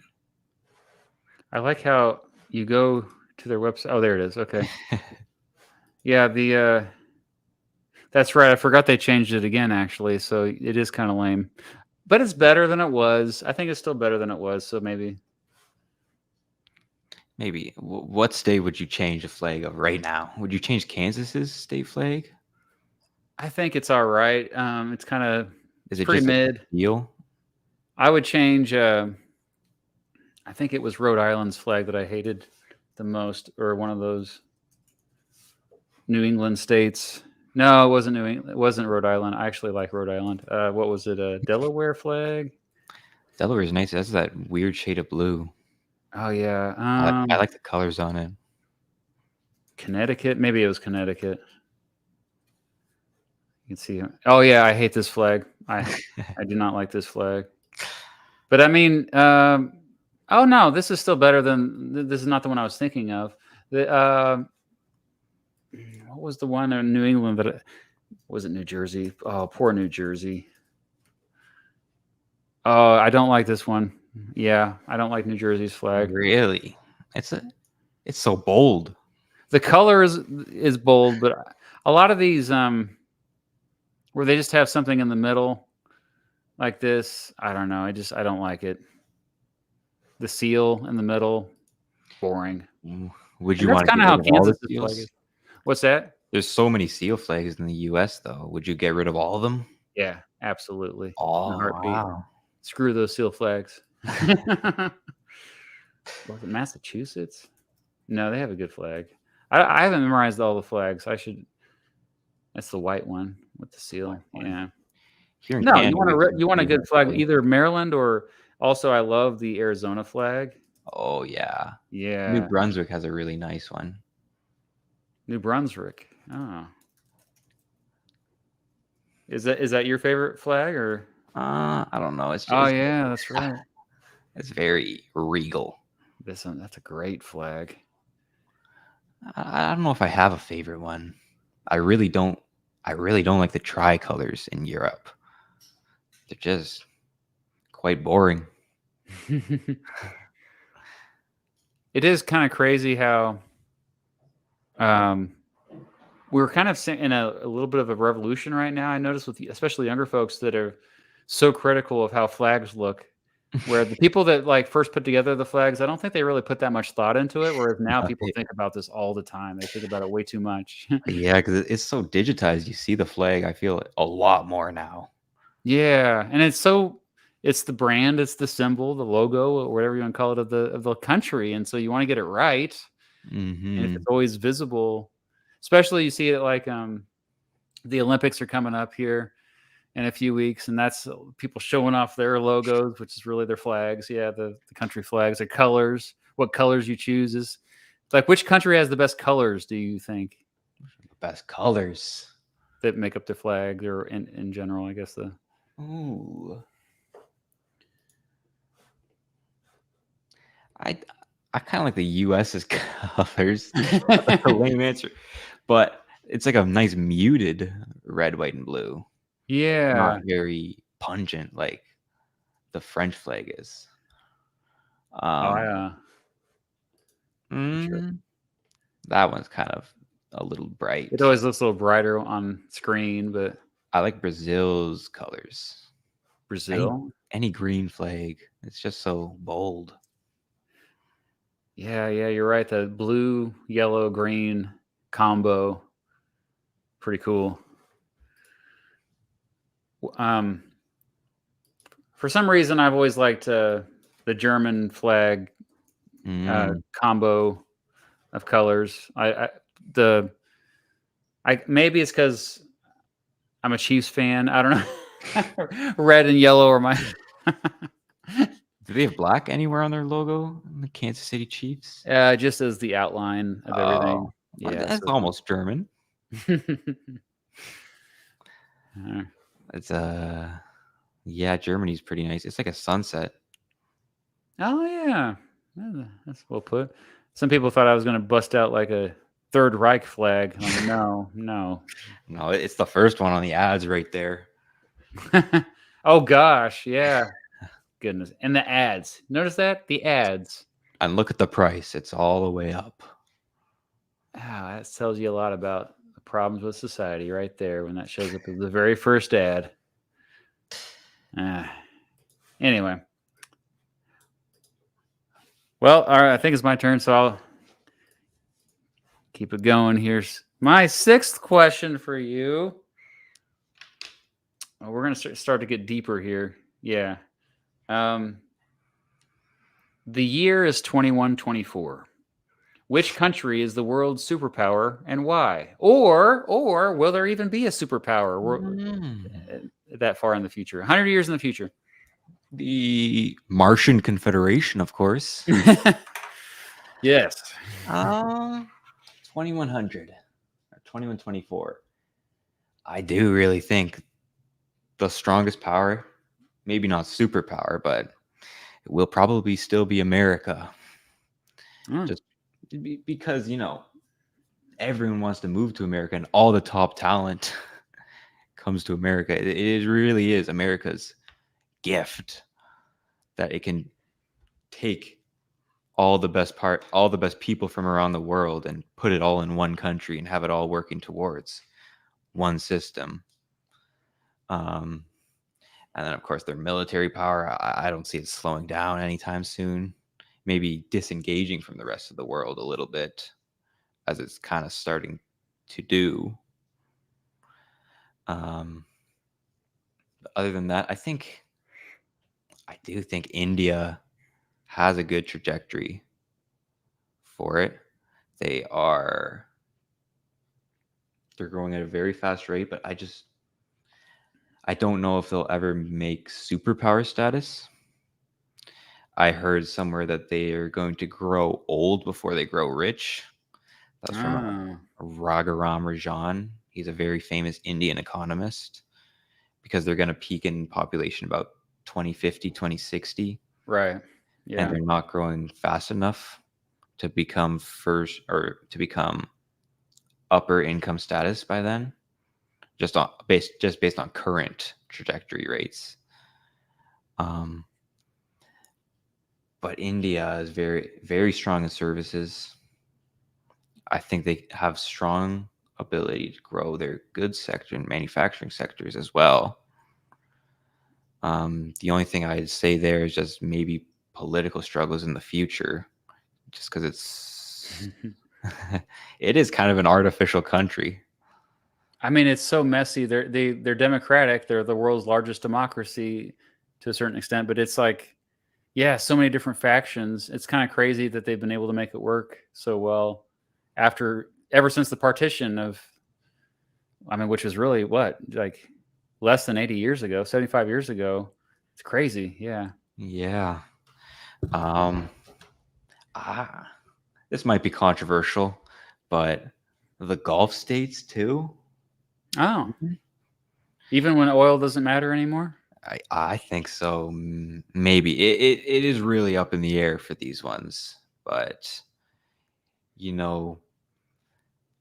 they're quite diverse already, even without their oil sector. Like the UAE has a pretty strong finance hub, and they're kind of doing what America's doing, where they're taking everyone from around the sort of region. But of course, they have a lot of temporary workers. Yeah. Who are either gonna go back as soon as they're done, or maybe worse, maybe revolt or something. Um, but there's a really good book about this, and it's to see which countries are going to grow in the future. And what you want to look at is agricultural yields right now, and see which which countries are growing their food productivity the fastest. And it's like it really convinced me it's a necessary precondition in order to grow, because as soon as you have more food, you have more free labor to work on manufacturing, and then as soon as you have that, you have more free labor to work on services. And the countries growing most in food production, food productivity, are the Gulf states. They have the highest in the world, surprisingly. No kidding. I didn't know that. They do. If you look at Saudi Arabia on Google Maps, it has a bunch of these circle farms. They're some of the most productive in the world. The only thing is they're so expensive, so it might run out with their oil wealth. But if they play, the public investment fund right, I do think there is a serious chance the Gulf states could stay relevant for a long time. Wow. Like I if you look got at the map pulled up. satellite view, and then let's see. Desert to me. No, it's kidding. Like along the western coast of Saudi Arabia? No, more like in the middle. No crap, right in the middle of the driest areas. Yeah, it's some of the most productive farmland on earth, surprisingly. Oh wow, look at this. You're right. Look at that. You weren't joking around. It's just all circles. I'm not sure why they're It's like circles. western Kansas. That's how the irrigation is in western Kansas. Oh, It's dry there too. yes. I'm sure this is incredibly expensive to keep up, but it is Wow. really productive.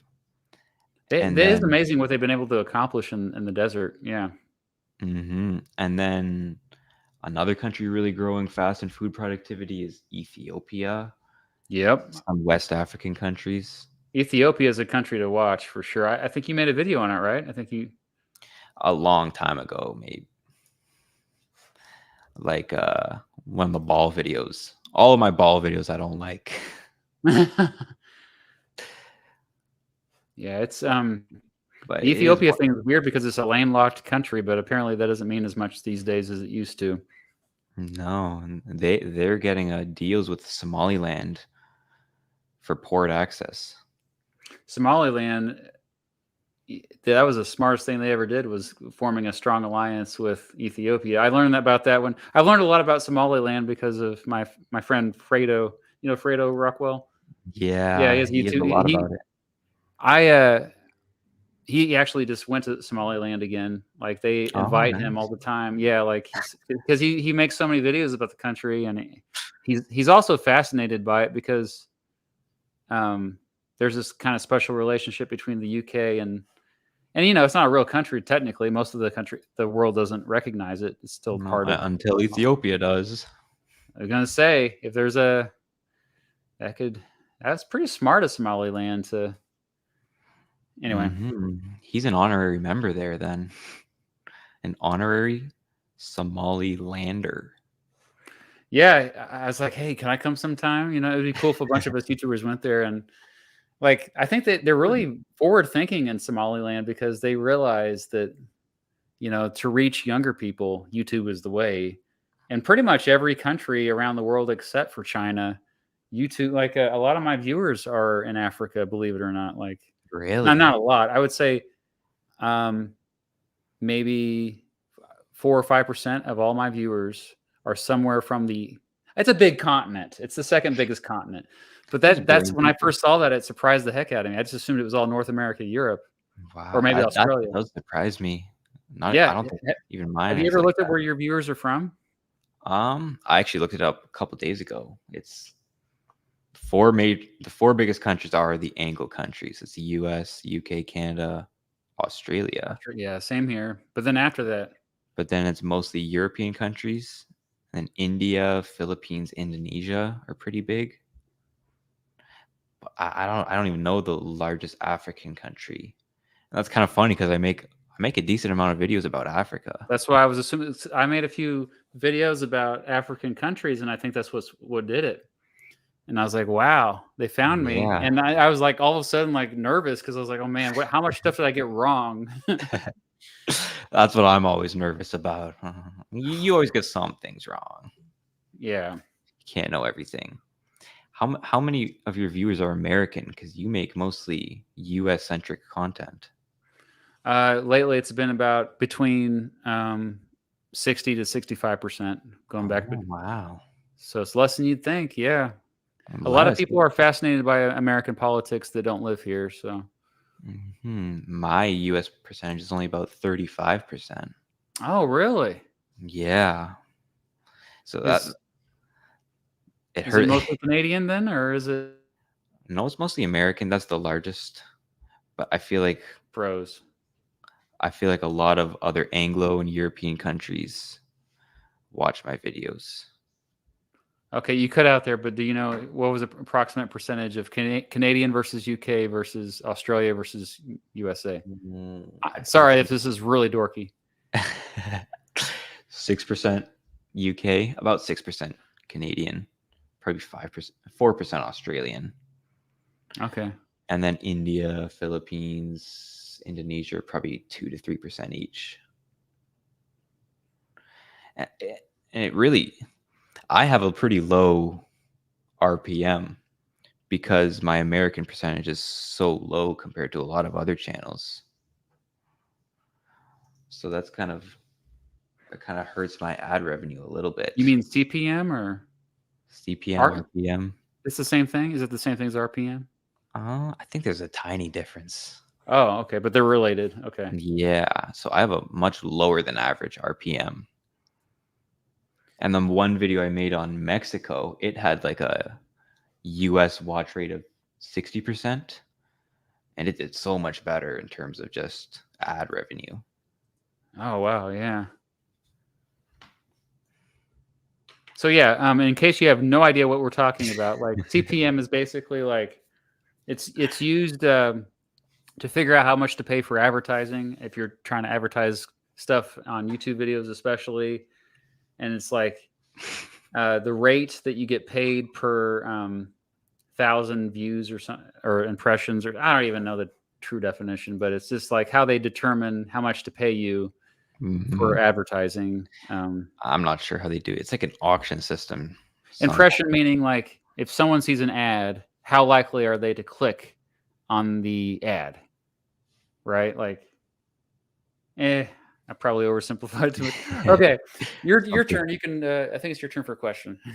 Since we're talking about money, Mr. B, how should we tax? Oh my gosh, what a great question. I just got some more energy all of a sudden. Wow. All right. Don't get me started. I did make a video somewhat about this. At the end of the, make sure I'm consistent on this, because I made the video about 3 years ago about just all the major types of taxes explained. And at the end of the video, I was like, okay, I'm going to give my opinion, because like generally all taxes suck. I always say like it's one of those necessary evils. Would you agree with that? Yeah. You don't want to see your money go away, but yeah, you're paying for the country that brought you the opportunities, theoretically. Yeah, and so in the video, I always stress like people really think about it this way too. I mean, you have in general 3 types of taxes: taxes on what you buy, taxes on what you make, and then I'm forgetting the other one. What's the taxes on?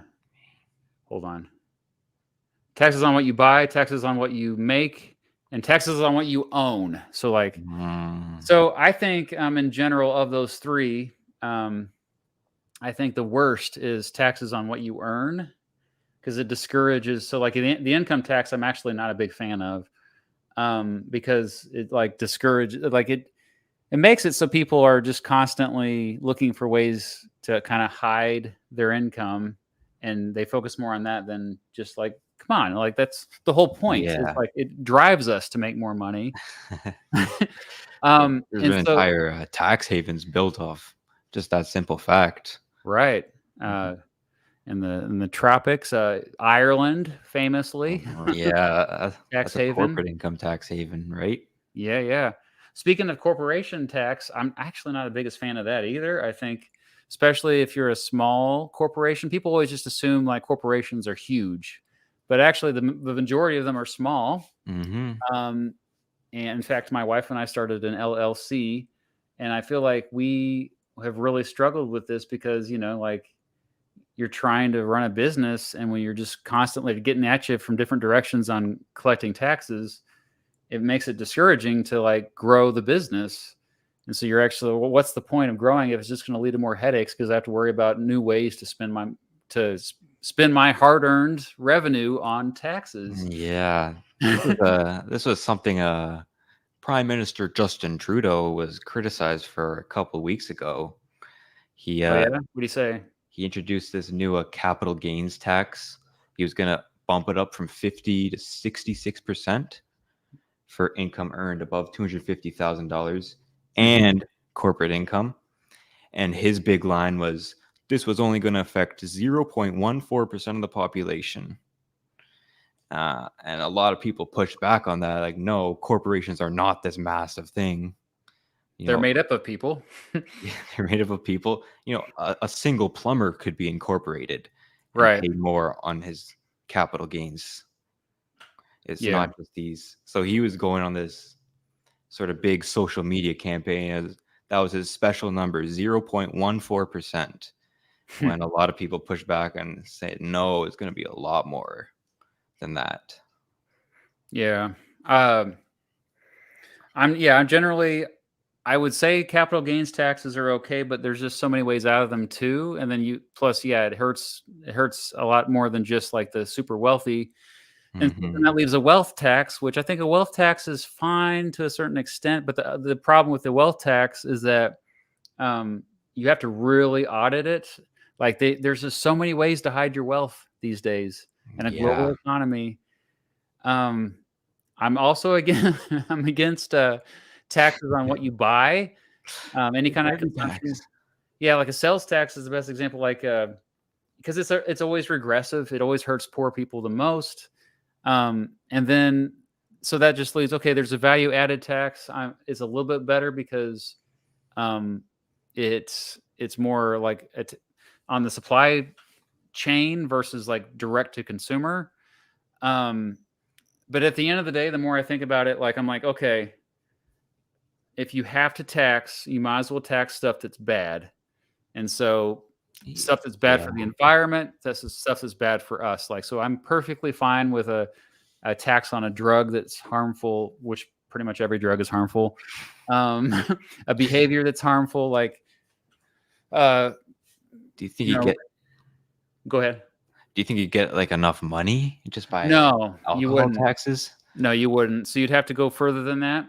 Yeah. The more I learn about it, the more I'm keen on, as far as also locally, I mean, Georgism has really, like, really. The more I think about it, the more it makes sense. I mean, ever since I made that video about it, Georgism basically is the idea is, why? How would you describe Georgism? I'm curious because I want to hear your perspective on that. Uh, I You don't know know much much about about it? it because it really is a fringe thing. But my idea of it is that you tax it's something to do with the value of the land. I'm not sure if it's how much it makes in a specific year or if it's the wealth of the land sitting beneath it, but you tax the value of the land and nothing else in society. Right. Yeah, Uh, because there's so much. Like, if you look at especially in recent decades, um, you'll see that like the percentage of the value of a home or a business, the percentage of the actual value being just the land itself has actually gone kind of inked its way up. And really? that's because I think that underlying all of this is land is finite. There's more and more people. We're approaching going to have 9 billion people by in 20 years or 25 years, there'll be 9 billion people, and yet we still have the same amount of land. Hmm. And so this is something where also there's a lot of land that's out there that's not being developed, that's being wasted. Yeah, And and that.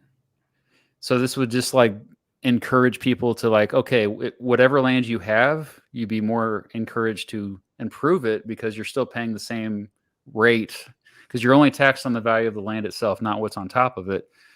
And Oh, so that's I why it's appealing to me. But I think it would have to be done at the local level. And actually, we're finally starting to see random places around the world experimenting with it. They're not completely ditching the property tax, which is the most common way in the United States that localities collect revenue is property taxes. But Detroit, for example, has been trying to push for, and this could happen, is a quasi. It's like a part property tax, part land value tax, and there it still has to go through the state legislature, is my understanding. But if Detroit does end up doing this, that could be a great model for the rest of the country and world, even. So, yeah, we'll yeah, see. What about you? What's your least bad tax? least bad tax. Oh, mm, no, I say I mostly agree with what you're saying. Maybe value added tax on what you buy. Yeah, it is Yeah, regressive, I guess. but it's less regressive, I think, than just a straight up sales tax, right?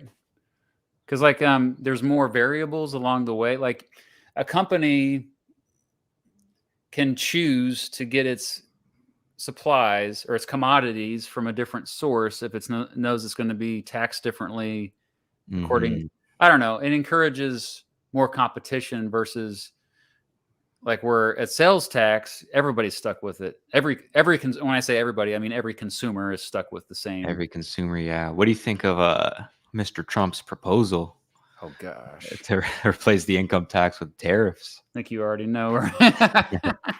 I'm not a fan of tariffs. I think that's like one of the worst. Like I think at one point it made more sense, but the world has changed dramatically since those days where we just don't have the commodities that we once had. The just straight up like so much of wealth today is not even tangible. It's like it's Yeah, based so on services. It's based on stuff that's like what we're online. doing right Yeah, what we're now. doing. Isn't that weird? Like so, yeah, like to just it would be a disaster. It would be. I think if we had these tariffs that Trump is calling for, like 100% tariffs on some items, it would lead to inflation that we've never seen before. I sound like Trump when I say that. Like, believe me, you would see inflation like you never saw before. But it's true. It would be so bad. Absolutely. And think of all there's retaliatory tariffs that would Yep. absolutely happen. It would crash just global trade in general. Hmm. Lead, oh, lead to less specialization. Um, it would be. I don't know if they'd raise enough money. I read in like Forbes, it would have to be 80% on average or something across all items from all countries in order to raise enough money Jeez. just on the amount of imports America brings in today to raise the same amount of money, Wait, how much again? about 80% on average. Oh my gosh. Jeez. On all goods, on all countries, to raise a similar level to the income tax. And it would be completely regressive. Yeah, it would hurt everybody. Everybody. Like it's one thing like you have taxes that like hurt a, you know, certain percentage of the population because there's always going to be people that get hurt by it. Mhm. There's nobody will be left unscathed with these Yeah, you would tariffs. have to have your income taxed at over 50% or something to be better off with a tariff instead of an income tax, which I think that's a very small percentage of people in the US. Yeah, so basically the super wealthy. Yeah, and they're not taxed at 50%. Mm, They find ways they around it. find ways. Most Yeah, people they find get out ways of it. around it. Yeah, That's part of the tax game. I do think that just simplifying the tax code would work wonders. I mean, I think part of the Mhm. reason why it's so complicated is because wealthy and powerful people have realized, well, hey, this helps me, so put it in place. And because I have accountants that can, crunch the numbers for me, Mhm. whereas like your average person, like they're kind of left behind. Do you think it's like a race to the bottom where as soon as one state adds some sort of level of complexity, then all the other states have to follow so that they don't lose out on any sort of revenue? To a certain extent, yeah, because we've seen. It's interesting watching what's happening now with like Texas and Florida. So many businesses relocating to Texas and Florida because of tax benefits there compared to California, New York, or Illinois. And yeah, I mean, but there's a certain point that though where your revenue is not really coming in like you think it's going to, and so that means you're not going to be able to pay for the infrastructure. Like there's a certain point where I think Texas, especially since it's so big, is going to like not going to be able to pay its bills for infrastructure, and it's going to be screwed. It's going to be coming to the federal government for help. So Wow. yeah, I mean, like the thing is, it costs a lot of money to run a society. A lot of things we take for granted. Even like in my neighborhood, they're getting ready to redo the sewage because it's pretty outdated. They should have done it 20 years ago, but they didn't have the money 20 years ago. So you're always behind. Every locality, like every county in the United States, is behind on infrastructure improvements. It's like it's almost universal everywhere you go. Yeah. Like, yeah, we need to do that. Well, wait till next year. Wait till next year. The same in Canada here. So Yeah. our little tax differences don't make that much of a difference when it comes to that stuff. Yeah. Somebody had a great question here. Taquito Rat, great name too. Do you think someone feeling disconnected from their community plays a part in some people's apprehension towards paying taxes? Oh, I think there's to a certain extent, I would say. I mean, what do you think? I'm just not sure if I'm understanding it. Someone's feeling disconnected from their community plays a part. So like if you're lonely and you don't have any friends or don't know anybody in your community, Oh, you're like, why yeah, should I pay for all of them? absolutely. I mean, a tax is like it's the cost of living in society, and if you don't feel like you're living in society, why pay the cost? Well put. Yeah. All right. So that was my sixth question. All right, so it's my turn. Okay, here we go. Yeah, like I said, we're getting into some deeper questions. Actually, after this, I might go to the bathroom. I don't think I'm going to make it to the 10th question. So, all right. What will ultimately happen to North Korea? Like, where do you see it going? Well, It's I have no amazing, idea. isn't it? What will happen? The status quo? That's kind of a lame answer. For how long can they keep that up? Yeah, until until Russia or China stops supporting them. Okay, that's a good answer. They Yes, are I read my chat. they are really subsidized by weapons or money from Especially China. China. Yeah. Yeah, because they can't afford to keep that going on with the resources they make. But the thing is, South Korea is kind of in a decline right now, and if they don't have that strong enemy to the south, I think it might empower them a little bit.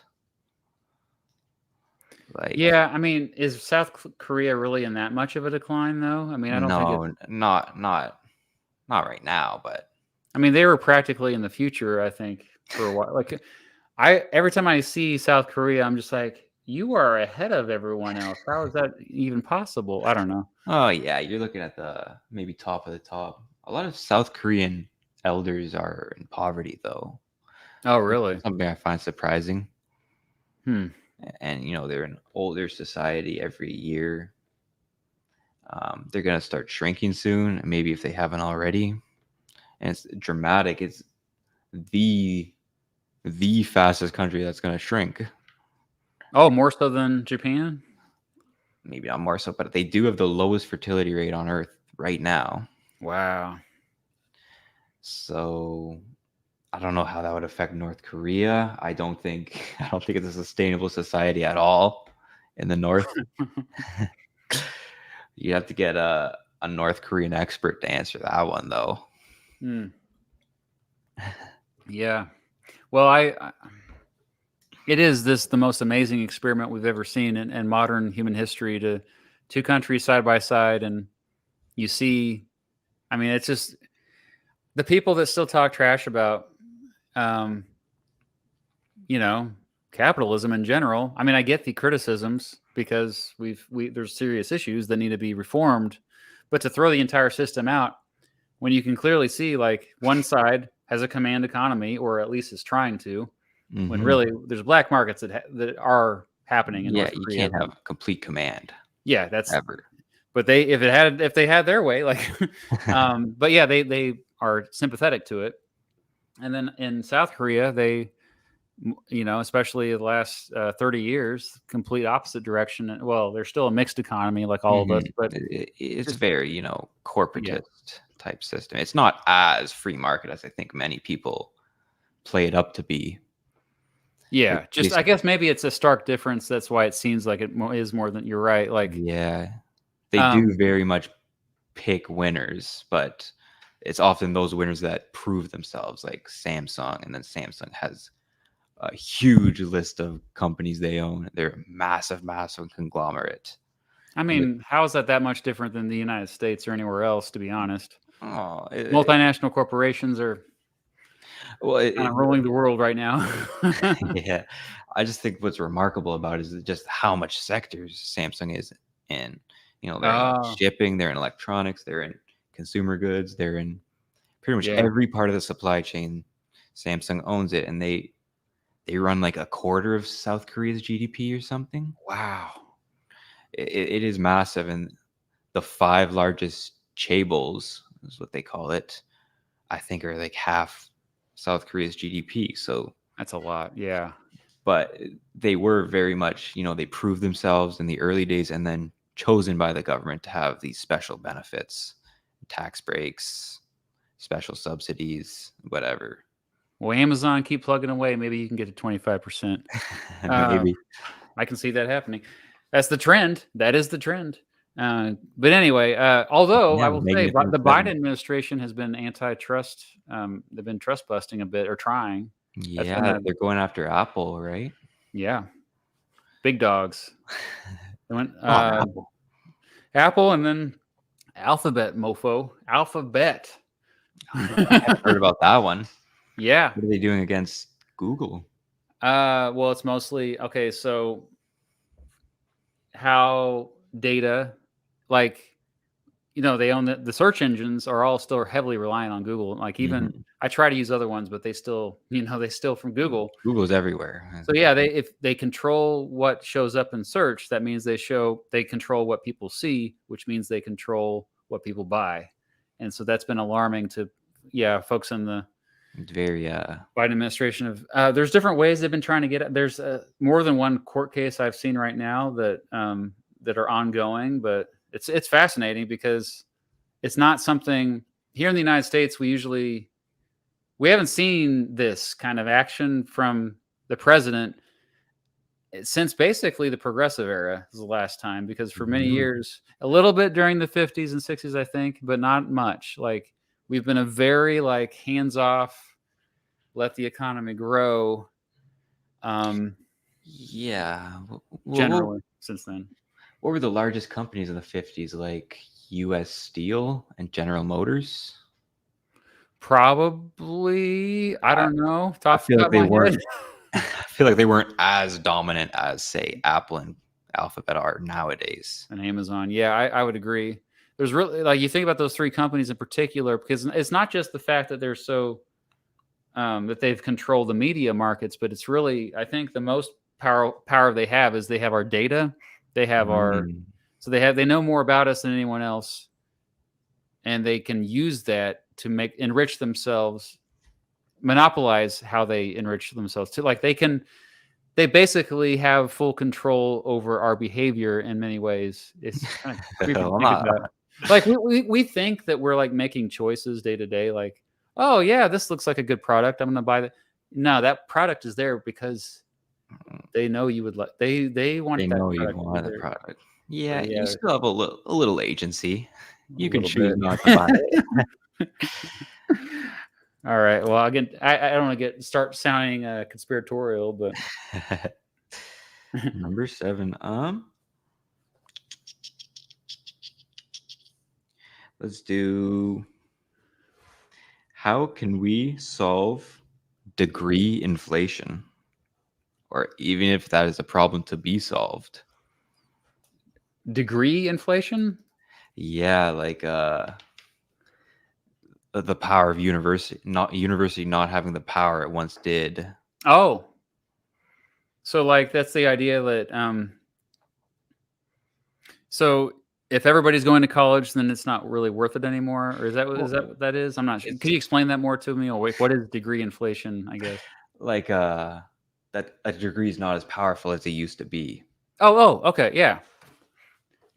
Yeah, that's a serious problem for sure. I think that the reason why college is so valuable, as we call it down here in the States, like because it just shows an employer really quickly that, yeah, I can jump through hoops and I can Hmm. accomplish difficult tasks and I can overcome obstacles and come out on the other side and whatever. So throw whatever you want to at me. Like when I got my first degree in journalism, and I was using it. I was working in TV and radio for a few months, and then I don't think I want to do this with my life.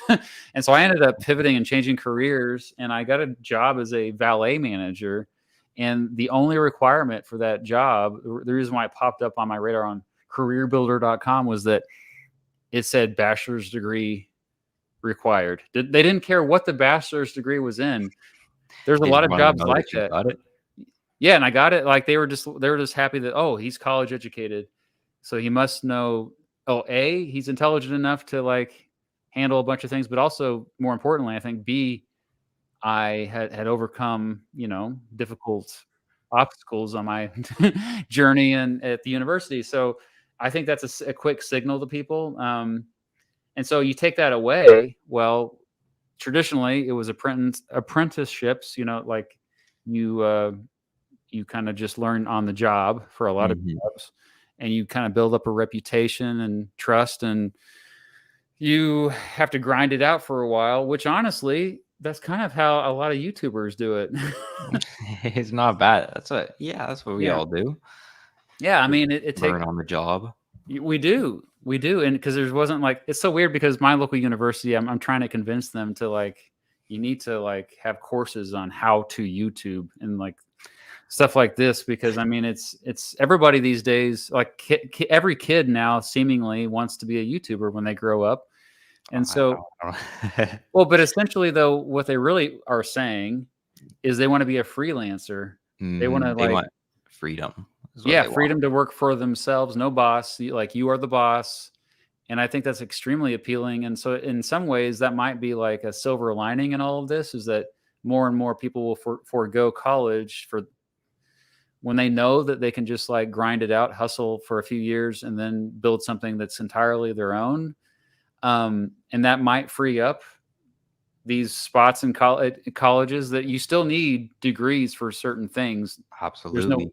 yeah, like to be a doctor, for example. Yeah. So You that's can't not, you can't grind your way. Well, you could, but it'd be very hard to grind your way into being like an engineer or something.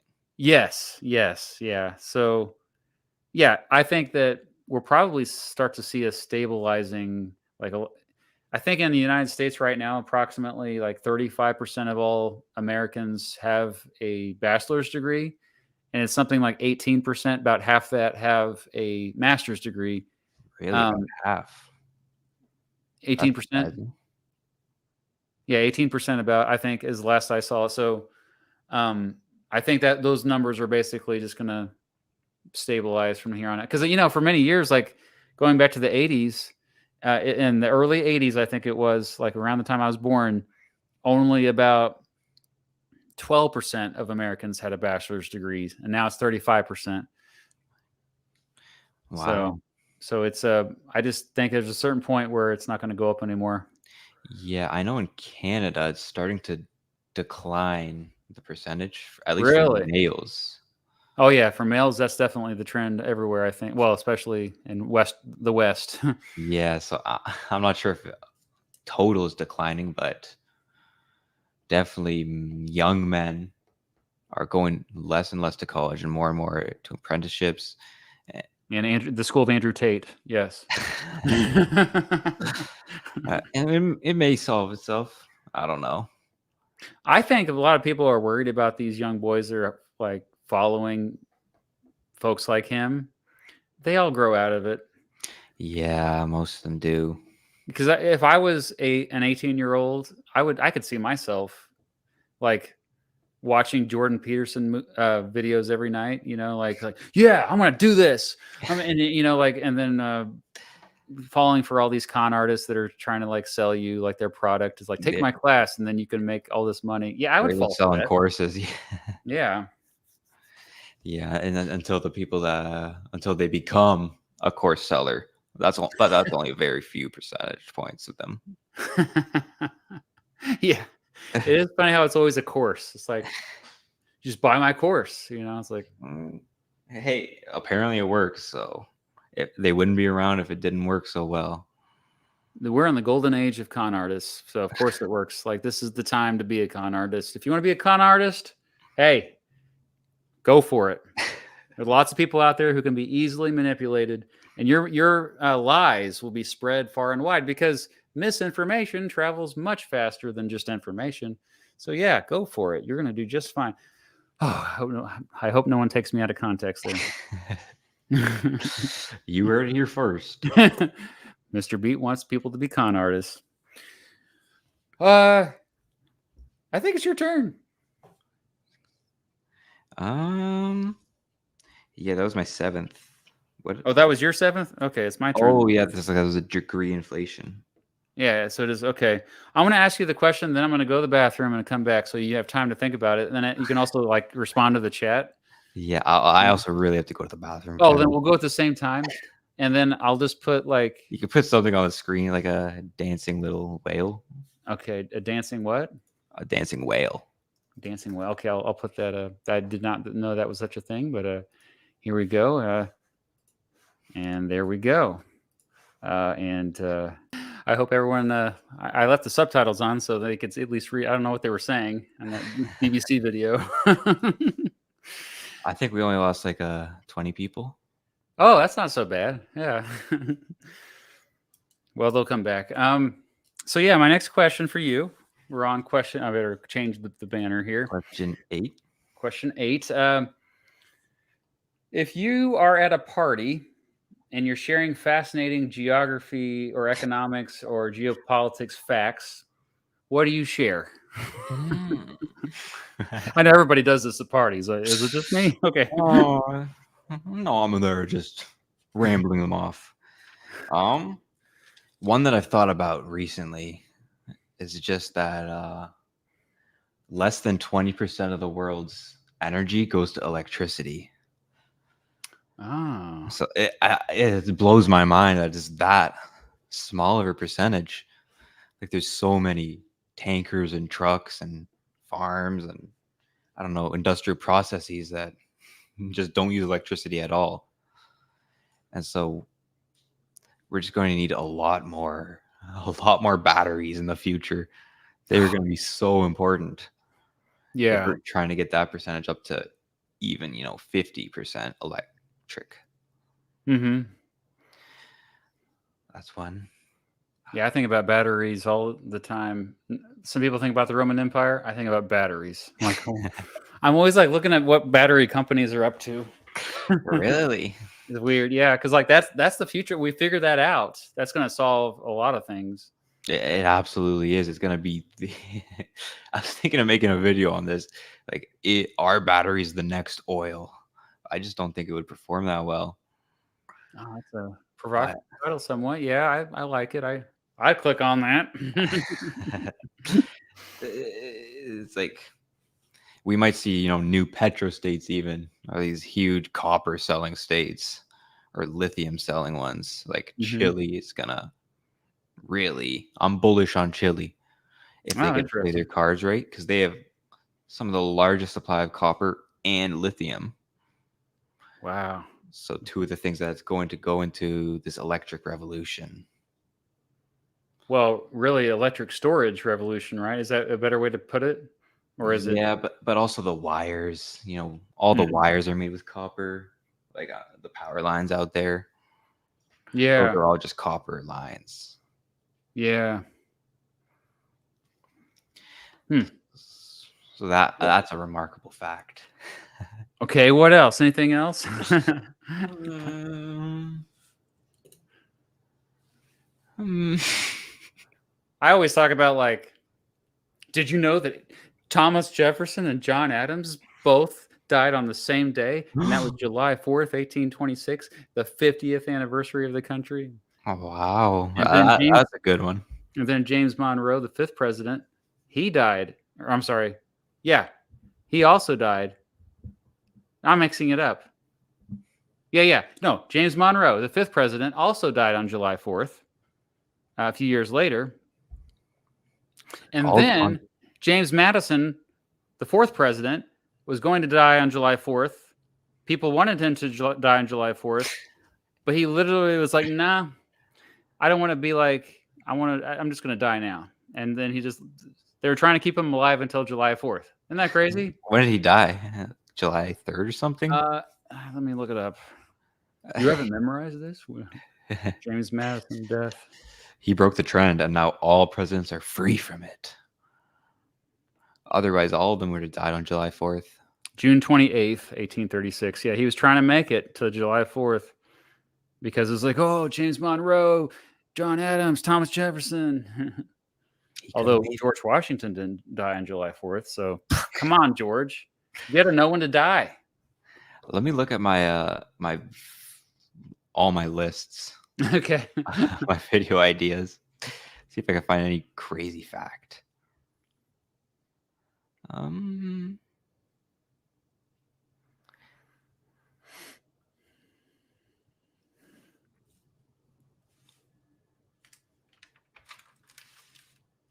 I've said a lot of these. The Gulf State circle farms, the productive ones. Yeah, that blew my mind.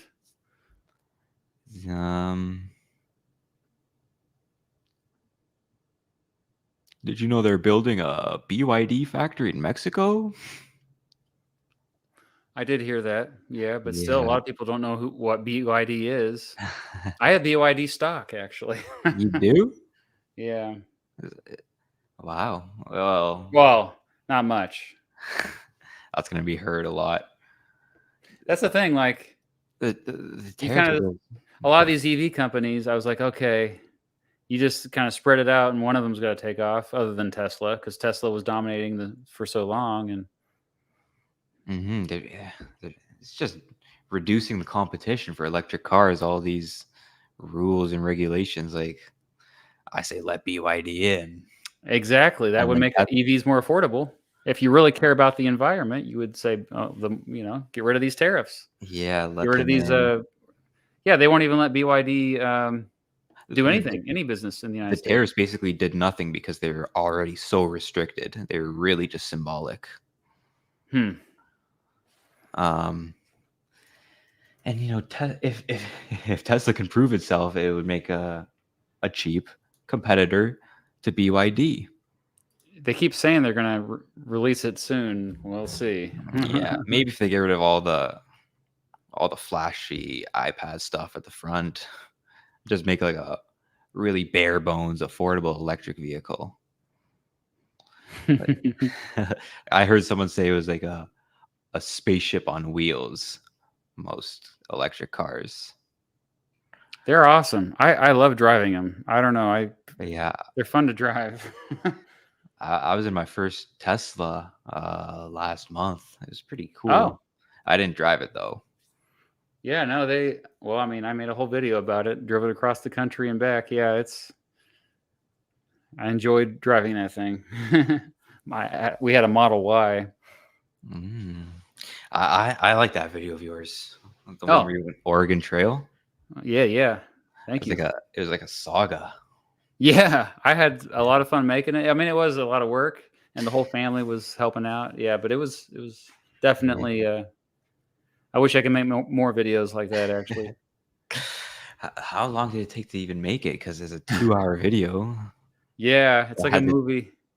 Well, the trip itself was it took like 8 days, I think, to drive out there, and then we drove back much faster, like half the time. So the whole trip was like 12 days. So we were filming, working most of those days, and then come back home. I have all the footage to go through, and so all the editing, and then on top of the filming, the other stuff. Like I think the whole like it was like 2 months of just Wow. nonstop working on it. And Yeah. did you work on anything else other than I, that, or was I it just focused all on that? I did some short videos and shorts, like that's to kind of get by. But yeah, I didn't release much for a couple months, and it that's one of the times where my channel lost a lot of momentum. Yeah, it sucks because you can't be free artistically that much. You're kind of a slave to the algorithms. If you don't just keep pumping stuff out, you get punished. Like YouTube rewards, well, this is really just the entire internet rewards just consistent publication of whatever or just producing whatever. Yeah, it's worse on shorts. Like Yeah. you have one joke basically, and you do all your shorts around it, and you just continue doing that. You become a Yeah. one-trick pony. Shorts are a good way though to kind of keep momentum as well. And if you can't do a full length, so I might do that this next week actually, because I'm just like, man, I can't keep up with this. Like a regular video once a week is really hard.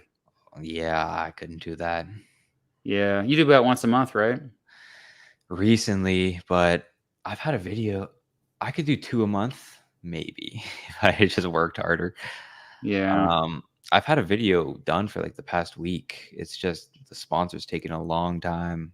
Oh, Yeah, so it's I'm probably gonna sorry. get released early next week, hopefully. But Yeah. it's completely done. So if I didn't have a sponsor, I would have already been on to the next one.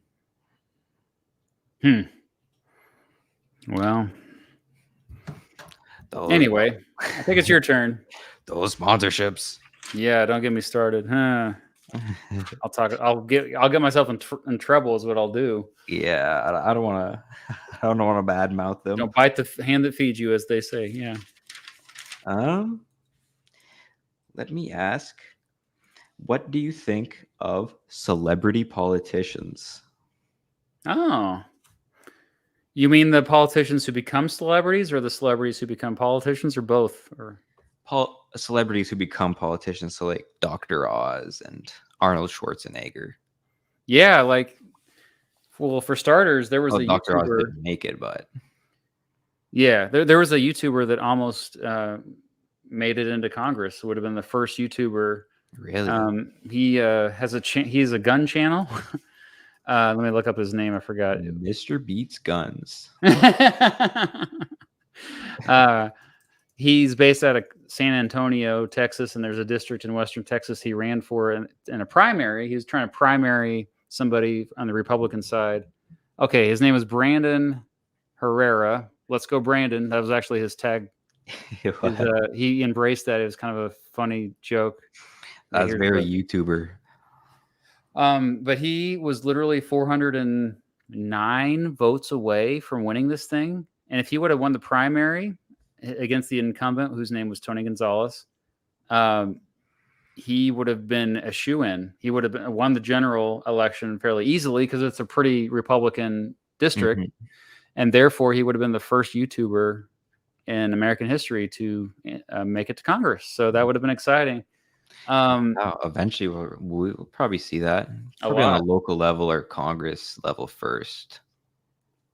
Probably more the local level, but I think we've already seen it a little bit. I haven't followed that too closely. This is federal election, so that's why it caught my attention.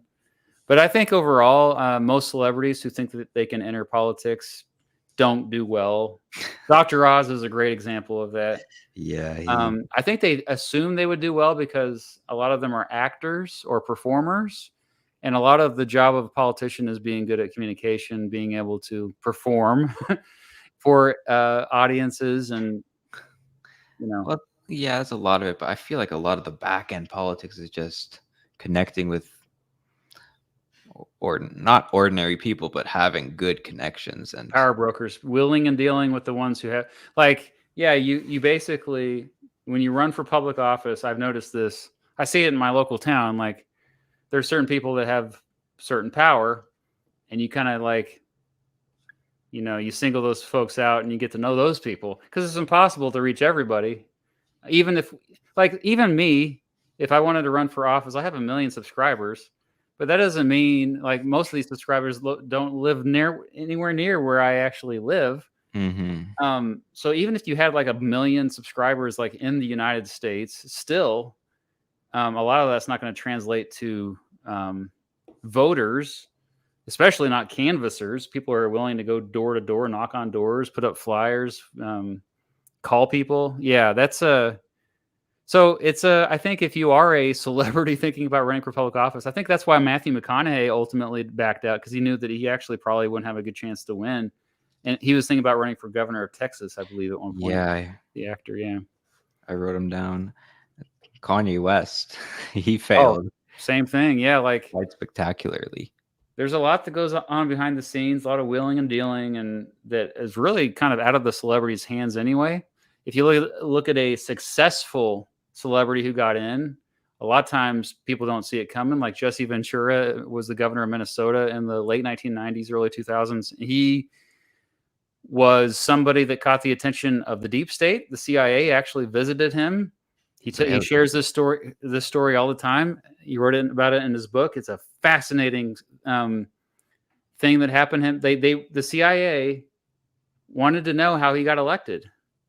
They were trying to figure out, like, how did this, because he was like a true outsider. He ran as an independent, and he beat like the Democratic and Republican machines in Minnesota that had lots more money than he did. And he was like he was a professional wrestler. He wasn't like a big celebrity. He was probably like a C-list celebrity. So it's like the equivalent of, like, yeah, maybe a big YouTuber winning. So it could still happen, but it's rare. Yeah. So do you think it was? I feel like we're talking about huge celebrities. Like Trump obviously had a lot of experience in business and being able to deal with people and Who's that? negotiate. I'm sorry. He had a lot of experience negotiating out power. I feel that in order to organize something around him, I feel like that's the most important part about politics, being able to dole out power to others and organize. So why do you think Jesse Ventura would have won if do you think he had those skills? Or I think in both cases, they're very similar campaigns they ran in 2016 for Trump and whenever it was, like 1998, I think, for Jesse Ventura. They both actually were very populist. Their messaging was very resonating to a pretty wide swath of people. They were saying things that other politicians were not saying, but people wanted to hear it. And so this shows that they were more in touch with the average voter than the traditional politicians were. So I think but they're still the exceptions to the norm. Like Trump was definitely an anomaly in human history. Like that wasn't supposed to happen. He and you said he was good at like managing stuff. I don't think so. I think he did not build a very good team. Like some of the people that he did have, like his campaign was pretty solid in 2016 for sure. Like, but as far as it, like, when he got in office afterwards, I'm not sure, but yeah, but he knew what to say. Like he said the right things. People don't give enough credit. Like he knew marketing. He's a marketing genius. There's a reason why he didn't ever really build anything much other than like those casinos that went bankrupt, or every business he started seemed to fail. The most successful business he had was a business built on lies, like that he was a successful businessman. Isn't that ironic? Isn't that crazy? Like he's like the marketing part of the world. You put the Trump name. Yeah, but that's why he's a genius when it comes to marketing, because he knows how to convince people. Even if he's convincing them of a lie, it doesn't matter what it is. He can convince them. Sometimes he accidentally convinced them of something that was true, but yeah, it's one of the most persuasive human beings to ever exist. Mm-hmm. Donald Trump. So what you're saying is Mr. Beast will become president one day. I That's think it's exactly what you're possible. saying. I don't know if he the thing is, like, his persuasion is more driven. He's not really as persuasive as someone like Yeah, Trump. Yeah, like he doesn't have as much personality as Trump, for yeah, he sure. hides his personality, and Trump does not. He that's what you see is what you get, and so yeah, authenticity goes really far, and I feel like he's given up a lot of his. I enjoy Mr. Beast the most when I go back and watch some of his older content. You see the real Jimmy Donaldson, you know. Mhm. But in recent videos, he's just like a kind of like a, uh, you know, like you were saying, like there's not much. He's more of just another character that doesn't really stand out.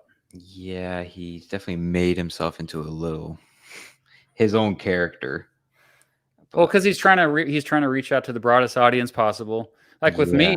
with me, a lot of people can't stand my personality, and I can't either. I get it, but it's not for everyone. You know, I it's like could. everything. Yeah, And everybody has a limit is in terms of how many people will like them as a person. yeah, but it can help you supercharge your channel at least. What do you mean? Like, If you have the right personality, like oh, if you don't have any personality in your videos, you'll also be locked out. You yeah, can even make it into the sort of middle range of YouTubers. But I guess to break out of that middle range to that really high tier, then you need to dial it back a little bit, like Mr. Beast. true. Yeah, you got to find that balance because he was really for so long just he was only looking at metrics like what does better, all completely analytics based. Like what were they going to click on, what's going to keep them engaged, and then he kind of put his own personality on the back burner. So Mhm. yeah. Logan Paul also talked about running for president, but That honestly might be more of a possibility than somebody like Mr. Beast because like he's more personality driven. maybe I just haven't. What would it be about? What is Whatever campaign? he want, whatever happens, whatever the political winds have shifted to is what he'll probably adopt. A lot of these people, they don't care. They don't really stand for much. They just kind of see which direction the winds are going and like, okay, I'm going to go in that direction too. And So do you think do you think Trump foresaw a world that was much less globalized and much more nationalistic, or do you think that was his actual personality? oh, it worked out well for him because I think it was his actual. He's always said that. Like if you go back and watch interviews from the '80s, he was saying these same things. Like he was a very nationalistic, but also very protectionist So he was guy. just at the perfect time. It was, yeah. He's only shifted his views on a couple things, like when he realized it wasn't politically smart, like abortion is the best example we have, and then also he used to be for universal health care. He used to be against the Electoral College until 2016. So Oh, whenever it was range. politically inconvenient, he changed his position. But otherwise, he said the same thing since the '80s, from what I can tell. Wow. He used to be a Democrat back then, right? He was, yeah, he was a registered Democrat before 2000.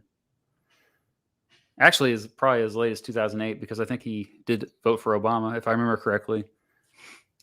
But How ironic. maybe he didn't. Maybe it was 2004. Yeah, because he was the birther.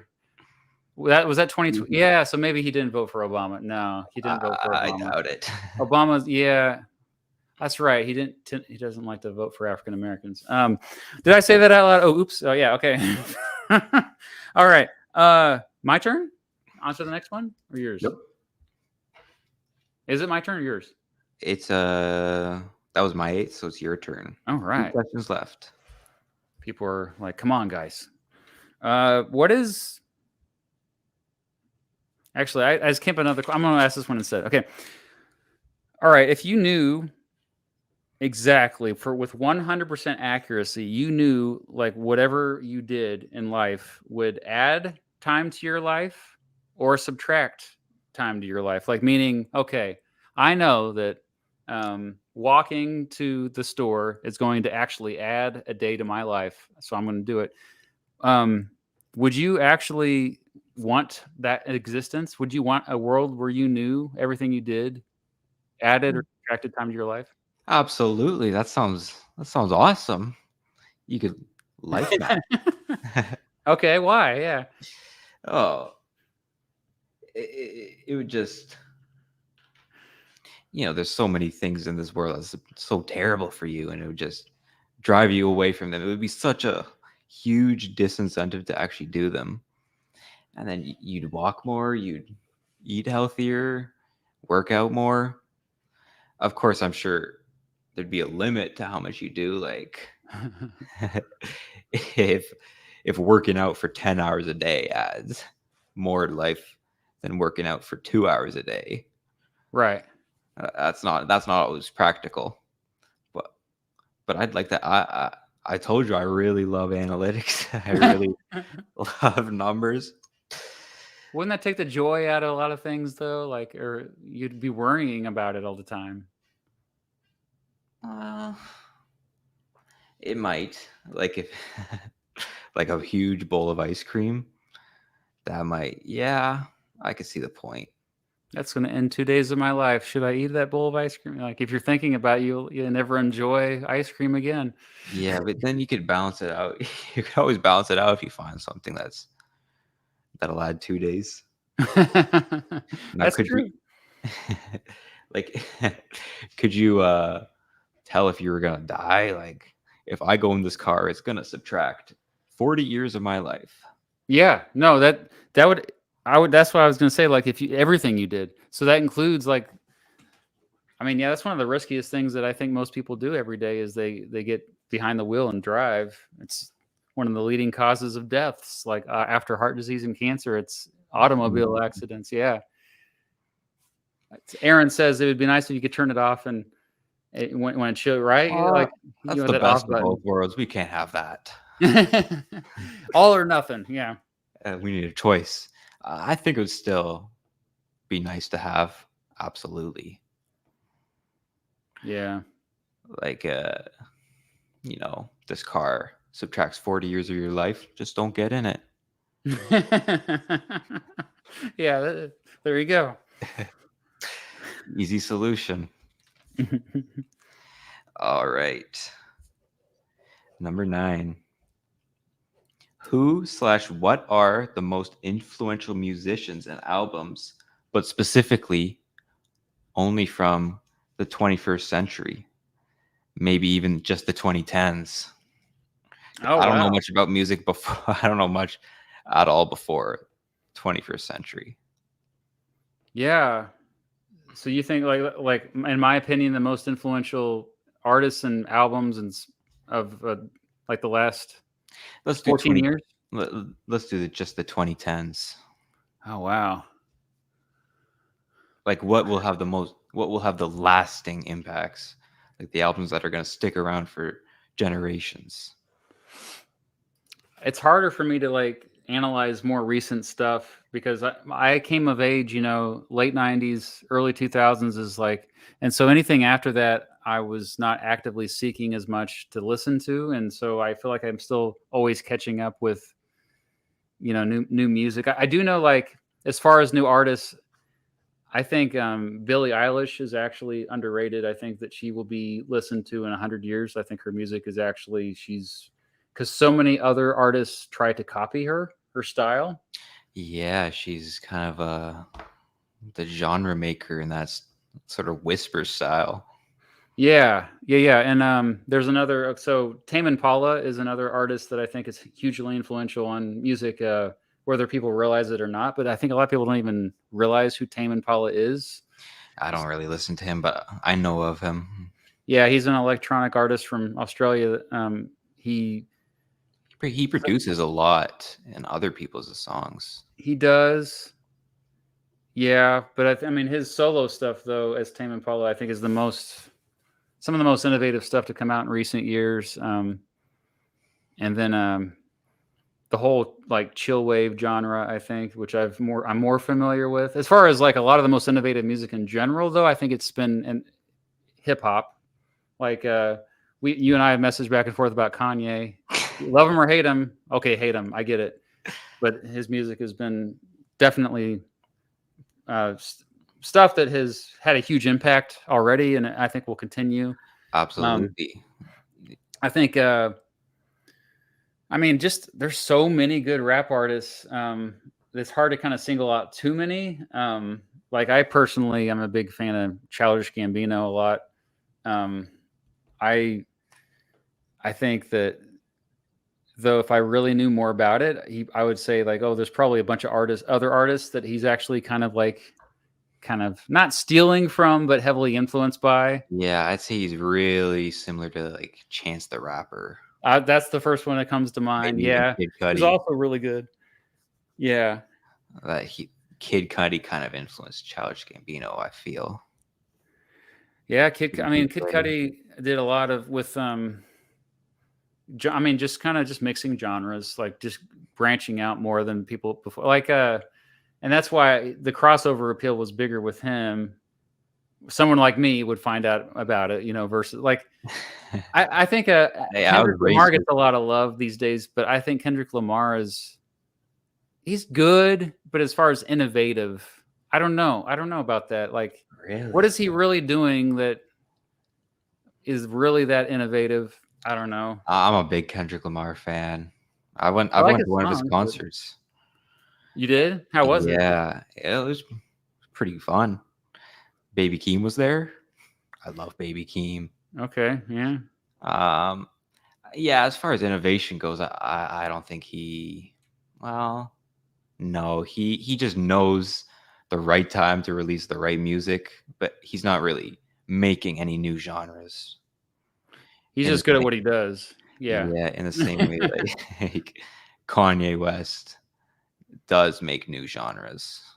I would say so. Yeah, like that's the thing. Like, um, you know, a lot of times we don't see it till decades afterward, and so it's like it's hard to talk about the last 10 or 15 years of music. But the thing I will say though, that now that the production qualities is pretty equal everywhere, like if you listen to a song that came out in 2024, um, it's hard to differentiate it from a song that came out in 2014 in my view. Like Yeah, I feel like now like new music has a harder time getting out because old music doesn't sound as dated as it used to be. um I and notice this with my daughters a lot. My daughters are just like, what year did this come out? They always ask that because I think they're trying to like make themselves seem cooler. They want to listen to more recent stuff. And then I tell them, oh, this actually came out in 2008. They're like, dang it. They're always like a little disappointed. Yeah. well, that's something with streaming too. Like you get all every single song now basically free, Yeah. and so like the songs from the early 2010s, they sound just as well. Yeah. Um, and then you could just stream it. You could just keep it in your playlist and don't listen to anything new. Yeah, the radios used to be, yeah, when I was a kid, this is probably new to you, but um yeah, I radio determined people's tastes, and MTV also, but to a little bit lesser extent. But like to me, like in a small town in Kansas, I found out about like the latest trendy music because of what I heard on the radio, and they told me it was cool, so I believed it was cool, and it was good. But I mean, a lot of times what we think is cool, there has to be a gatekeeper that kind of says, gives you It's the permission cool. that it's cool. Yeah, hey guys, this really is cool. And I'm like, it is? Like, yeah, it is. Okay, all right, fine. Like And with me, like, okay, if somebody came across your channel and you had 0 subscribers, or let's say you had 100 subscribers, they would be less likely to check it out because they'd be like, okay, I don't know about this. He only has 100 subscribers. So that's why, like, you got to give mad respect to those first subscribers that are willing to take a chance on you when it's not cool. Like, they're taking a huge, like, am I wasting my time with this? yeah, those first 100 subscribers, God bless them. the early investors, Oh, and they're that's why we wonderful have people. Anthony Fantano right now. He, Hey, I've been listening to Anthony Fantano since 2009. wow, Back when he had back a when show on NPR. his That's how. radio show. Yeah, it was like a little, because he was one of the first music bloggers, and then he turned into vlogging once YouTube came around. But around that time he didn't have a big YouTube presence yet because you couldn't make money from YouTube in 2009, and so he did syndication through NPR on the side, and that's how I first discovered who he was. The Needle Drop is what it was. His show was called, which is later his YouTube channel. I need to Yeah, get him on definitely. here. If you could get him on, he's a big guy. I didn't know he was around for that long. Yeah, I think he's But about my age. Yeah. but yeah, I guess he did all those reviews in 2010. Yeah, he blew up and throughout the 2010s, like, and it's crazy. Like, if he says something is good, does he realize the impact he has? Like, he's making or breaking the careers of so many musicians. He probably doesn't lose sleep over it, but if you really thought about it, Yeah, especially some of the smaller ones. I don't watch his reviews of some smaller artists, yeah. but I imagine if you put all your hard work into this breakout album and Anthony Fantano gives it a 2 out of 10, and all of a sudden all your Instagram comments are just about Anthony Fantano, I'm sure that hurts a lot. But also him just paying attention to you is a bit like they say, even negative publicity is good publicity. So That's true. That's attention going towards you. look at Rebecca Black's Friday. It's Friday. It was so bad, but look, she turned it into a career anyway. She Yeah, still makes music. Did you know that? I didn't know that. I thought she quit after the Friday. Yeah. No, there's Saturday after Friday. You got to keep going. All right.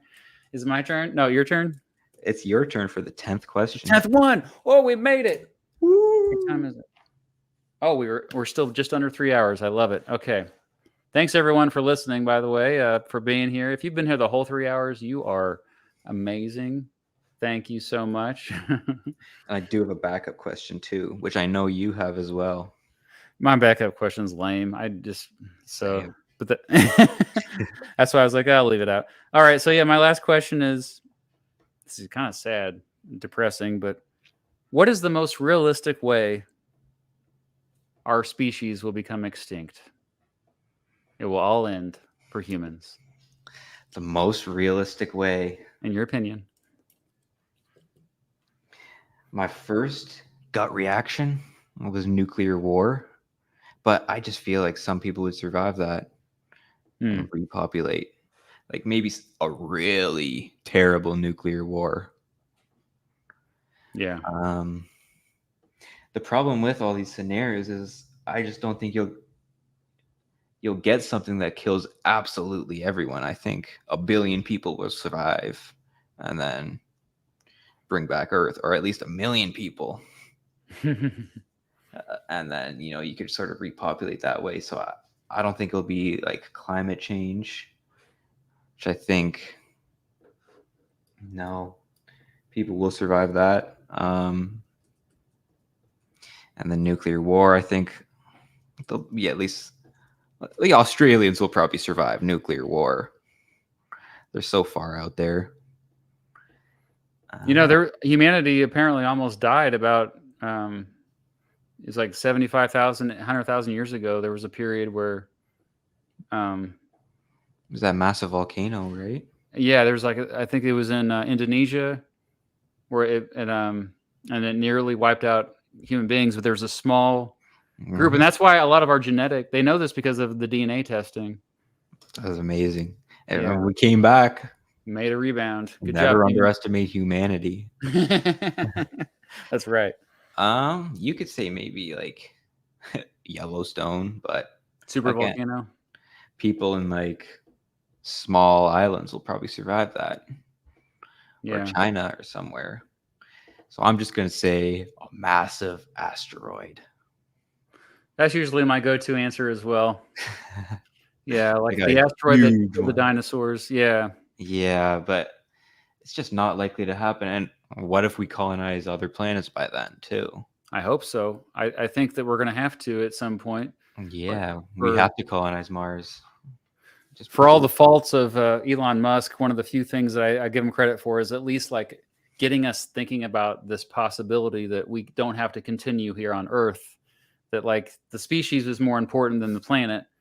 And so even if it's a giant spaceship, Wall-E style, to kind of hold us, like to kind of keep us going in the meantime. I just think we need to think about these things. It's never too early, even if statistically it's not likely to happen anytime soon, but Yeah, maybe 2200 there'll be people living on Mars. Things it would just wow.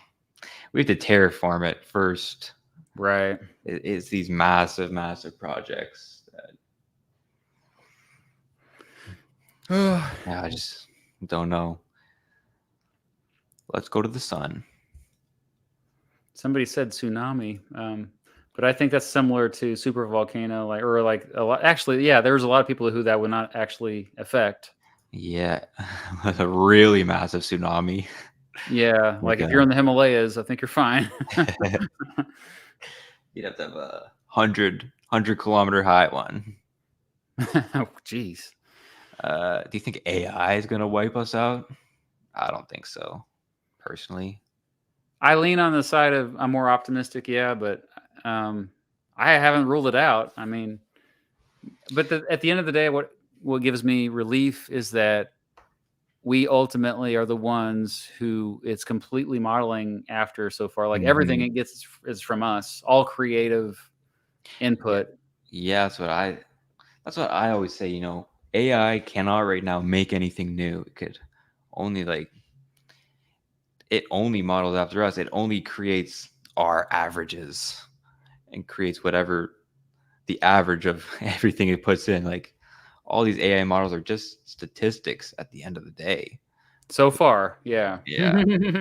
As soon as it can create new knowledge, then I'm not sure. But I think that's a completely separate invention from what they've invented right now. I think you're right. The more I learn about it, the more I'm like, oh yeah, maybe this isn't exactly what I thought it was. So, like, it's pretty cool right now, but it just cannot create new knowledge. But humans can, as long as we have that advantage over it. And they're not going to wipe us out anytime soon. I hope not. All right. Well, do you have a lighter question to end on, or? I do have a light question. Oh, good. What is your advice to someone in their early 20s who might be watching this or on the stream? Just in general. So that's it. Just in general, Oh, advice to life someone advice. young, maybe to your younger self. Oh yeah, great. I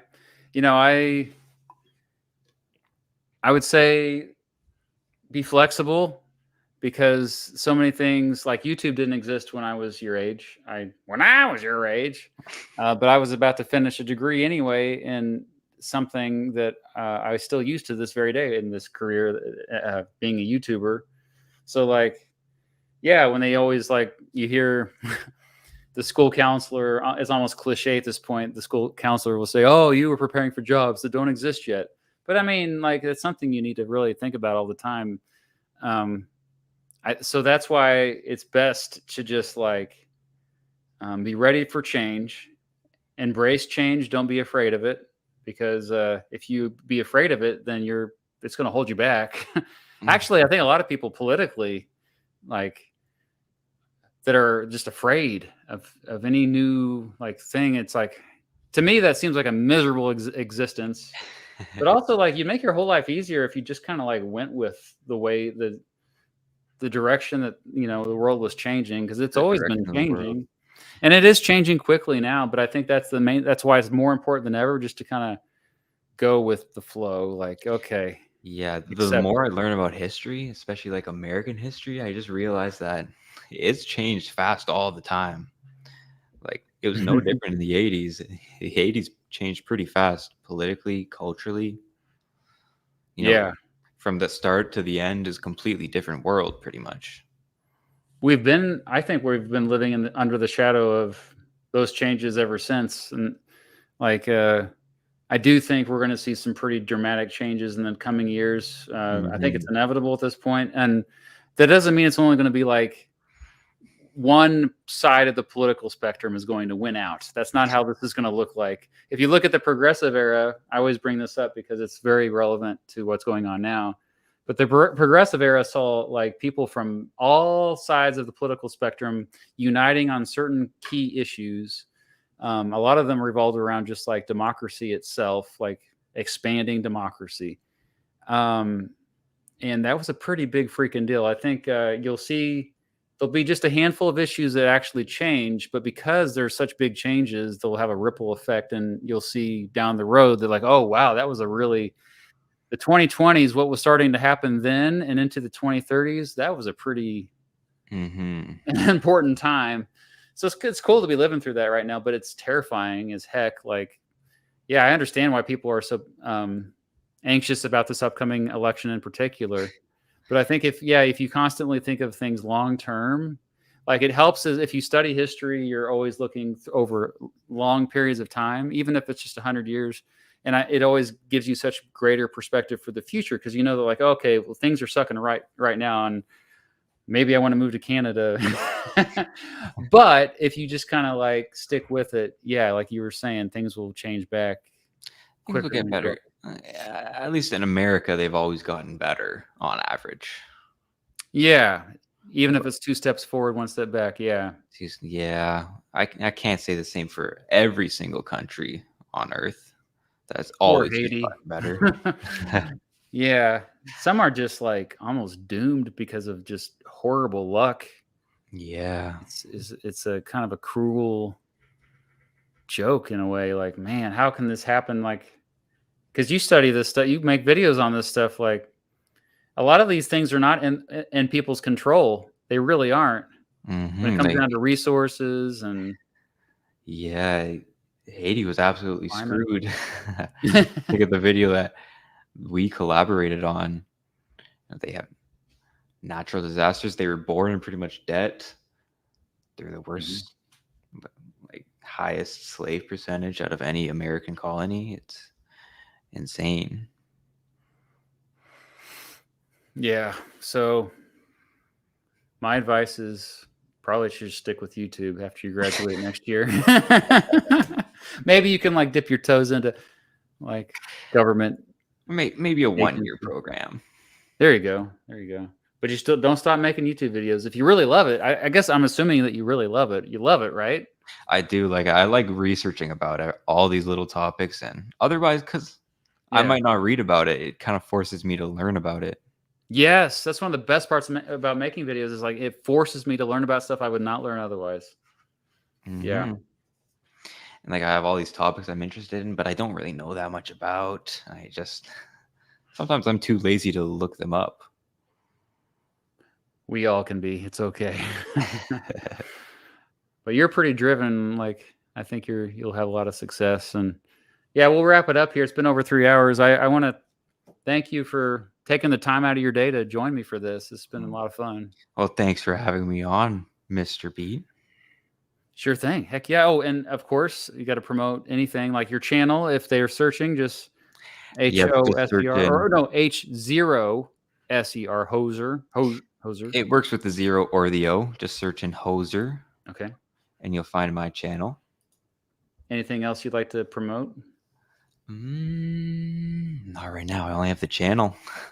Okay, you haven't built up the Hoser empire yet. Just watch the videos on repeat and repeat. I mean, you're 21. Goodness gracious, you have your whole life ahead of you. Okay, I'm literally twice as old as you. Holy crap, man! What have I done with my life? Okay, yes. So check out Hoser, and yeah, we'll have to collaborate sometime in the future. So stay in touch. Yeah, let me check out these comments. Thanks for watching, everyone. I've been looking at the chat. Yeah. And until next time, just remember this is an episode of 10 questions. If you have any suggestions for future guests, please shoot me an email or iamMrBeat@gmail.com or whatever in the comment section. But yeah, we're going to end it here and toodles. Oh, thank